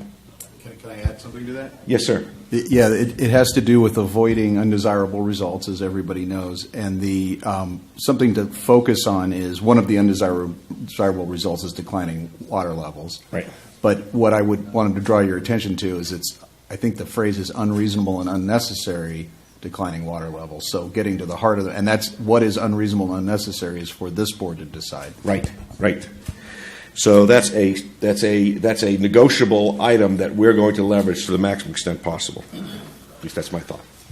Mr. Griffin talked about reserve questions. I agree with him on reserve. Why 20%? Ms. Decker talked about, not sure about something, I can't read my writing. Political leaders are ineffective. She said political leaders are ineffective. I disagree with that. And she said that for years our political leaders have not been, and it wasn't the state mandated we do this, and now it caused us to get to where we are. You know, when we did that rezone a couple of years back, that was just about the same time, but not quite, when Sigma came into play, and so I just took a little exception to the comment. I need to clear that up, because that was hell going through that. Mr. Pat Quist had some interesting comments, and how do we amortize payments? How can we prevent a farmer from saying, okay, you got to take a $10 hit here, and that $10 is going to be an unreasonable accommodation, but you want to make the accommodation, you want to pay your way, you just need some help in getting to that. And I think that is something we need to keep foremost in our minds as we go through this. Nick, he yielded his time, domestic well owners. Donna, you did a great job. Donna, I said at the very beginning when you took this job and you were signed or appointed or elected or whatever you were, that you had the courage to do it and to take it on, and you demonstrated that tonight. I'm very thankful. And you alerted me to an issue that I think I'm going to ask Ms. Oviatt to take a review. I think we need an independent review, with your allowance, to review how we are using the PAC and the TAC. I mean, I think I've heard ample evidence today to say that, you know, we designed it in a legal framework. We designed it, and now we're staying within our legal framework. But maybe there's something we can do a little better in using the PAC and the TAC. I think the TAC is doing okay, but the PAC, I just am not. I don't think that we're there, and I would like to know if there's some way we can improve that particular relationship and embed that into our JPA, or whatever we need to do to make the PAC more effective, because we need them, because he brought up some real good points. Don Decker, I got the well inventory, Eddie Teasdale, cost controls, comps, I talked about that, and audits. And there's two big ticket items I want to talk about. One was a strategic review, an independent strategic review on how we're using the PAC. I'm just not, I know we're legal, I know we're doing everything according to the plan, but I'm not sure we're optimizing that relationship, and it could be so much more than it is. The second thing is this, that for Doreen, I want you to know this. There's no doubt in my mind, I want everybody to know this, there's no doubt in my mind that every conversation I've ever had with any farmer in this valley, I don't care if you're big, small, medium, or whether you're growing potatoes or tune-ups, every person that I've talked with, and I've talked with several of them on several occasions, has demonstrated a keen understanding of the depth of the situation that we're in. They understand it. They want to be a part of the solution. They want to help out. They want to be a part of the solution, and they accept the reality that they're going to take hits. Not one of the farmers that I've talked to has indicated to me that they're going to, they're going to defend themselves, and they're going to stick up for what their private property rights are, and they should. But they all understand where we are, who we are, what we need to do, and the math problem that we have. So I want to assure you that this vote will never target any one particular group of businesses or people or anything. It's not about targeting, and I won't have it. And I know that other members also agree with me that targeting is not the way for us to move forward.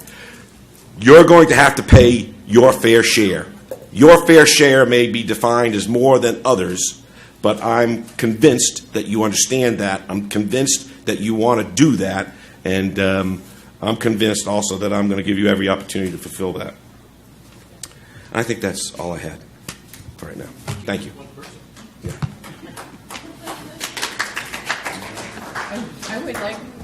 I would like to ask staff if they have any comments that they would like to make. Start here. I just real quick.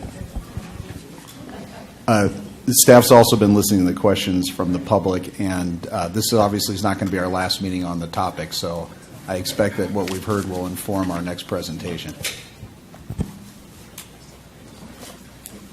Just real quick, I also recognizing, I think when I first got here, I made a comment about how impressed I was with the involvement of the public and the groups, and I meant it then, and I mean it even more now. It's very impressive after doing this for a long time to see you guys involved, and I personally welcome the involvement and certainly the transparency. As much, we're trying to do things pretty fast. We're doing a lot of things pretty fast, and it's hard to get transparent on everything we do with everybody. But I totally support the transparency and getting that information out to you folks and making sure everybody's in the loop on every step of the way. So again, I personally want to thank you guys for all coming out too. It's very impressive. No? Okay. Bob, you want to make a comment? Yeah, I had a couple of comments that, in response to a couple of things that have been said since I last spoke. The reserve number, while the total number seems excessive compared to the total cost, 20% was not pulled out of the air. I actually suggested it. So I will admit to that. The reason that I suggested 20% is that is a best management practice recommended by the Government Finance Officers Association. It wasn't pulled out of the air. It's something that San Bernardino County does. We have our target every year is to ensure that we have a 20% operating reserve in our budget, and that's why it was there. Not to say that this board couldn't decide that we could operate with less, but that's where that number came from. So I just wanted to clear the air. That's my fault. Yeah, I do feel okay. I owe you one. The other thing I wanted to say is while I appreciate the value that we could get from comparing our costs to other basins, I want to caution people that I don't know that comparing our costs to other basins will be entirely accurate. The reason I say that is that every basin's got different challenges, and the structure we've set up with this groundwater authority and the commitments this board has made to meaningful participation of all users in the basin, that adds costs. And we're going to continue to be committed to involving you in this process. And that means that once or twice a month that Stetson Engineering is going to have to send folks out here to attend those meetings, and they're going to bill us for it. I'm not saying that's all the reason why the cost is so high, but I want us to realize that if we're going to compare ourselves to other basins, we do need to kind of make a note of our philosophies, how they might be different from somebody else's philosophies, the number of parties involved in this basin, and the users that we're committed to working with, as opposed to another GSA that might be operated by one single entity that already has the money it needs to do certain things. They might be an irrigation district or a water district, and they've made the commitment to go ahead and fund that. So while I agree that we should make sure our costs don't get out of control, comparing ourselves to other areas, there'll be limited benefit to doing that. It's not going to be an exact science. So I just wanted to say that. The last thing, I think, I'm trying to figure out, okay, what's our next step? And I know that Supervisor Gleason had made certain comments about things he'd like to see. I'd like to ask staff, given the vast amount of information and input that we received, I don't feel comfortable making any kind of specific recommendation on a date for a public hearing on consideration of a fee. I think I agree with others that we do have some more work to do. I'm just wondering what kind of analysis or input or recommendations on next steps staff believes they could provide us at our next regular meeting on the 19th. I mean, I know that means you basically have a week to digest all this information and put together a staff report, but I don't think we would be prepared on the 19th. I think we've got to be looking at May at the earliest, realistically. Okay. Well, I would like to recommend that we decide our next step no later than our May meeting. While I will again thank the Water District for their advance of funds, that's not going to last us forever. We need to keep moving. towards development of a GSP because we do have a deadline of January 2020. We can't miss that. I mean, I guess we could, but I don't want to miss it. So I'd like to ask that at least by the May meeting, we are discussing what our next steps are on this. I would like to add something. I'd like to remind you that while the data that they are collecting may not be exact and 100% perfect, the longer we debate this issue, the higher the cost is eventually going to get. This fee probably should have been in place well over a year ago. We're way behind the curve. So it needs to be reasonable. It needs to be obviously transparent. It needs to comply with SGMA as well as make sure that we have all the safeguards with Prop 26. But to debate this thing for the next 3 or 4 months is just going to artificially increase this cost anyway. So I would say I would caution everybody on wanting to debate this matter way too much. Okay, thank you all. I would like to add a couple of comments. I'm going to try to do this without coughing to death, folks. Sorry. I would first of all like to thank the Nugent family and Rod Stiefvater for buying all that pizza out there, all those goodies. If anybody else did, please let me know so we can acknowledge and thank you for that. I would also like to talk about whether next, the 19th, is a change of command on base. We're new admirals coming in. Is that going to affect because it's going to be at the very same time we're meeting. If any of the board is not going to be here for that, we need to deal with that.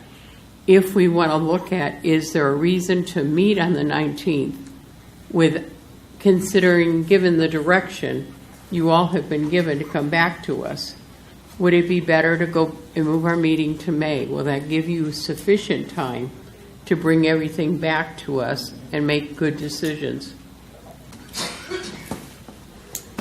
My initial thought on that would be to continue the meetings. I got an alternate, and my alternate's going to have to show up and do his job. Okay. And I was going to say that I heard our PAC chairperson indicate that she was planning on presenting us with the community engagement proposal. That's right. At the April meeting. I'd like to hear that. I would like to hear that also. They did a really good job in preparing it. I was really lucky to sit in that committee meeting and hear it all. I also would like to thank all the board members who asked the questions that I wanted to. Not all of them, but many of them that I wanted to and unable to, and I apologize to all of you for I promise I'm going to be over this cold next time. So we will then continue to meet on the 19th. We will see you all at 10 o'clock. And thank you. Motion adjourned. This Yes. meeting is adjourned.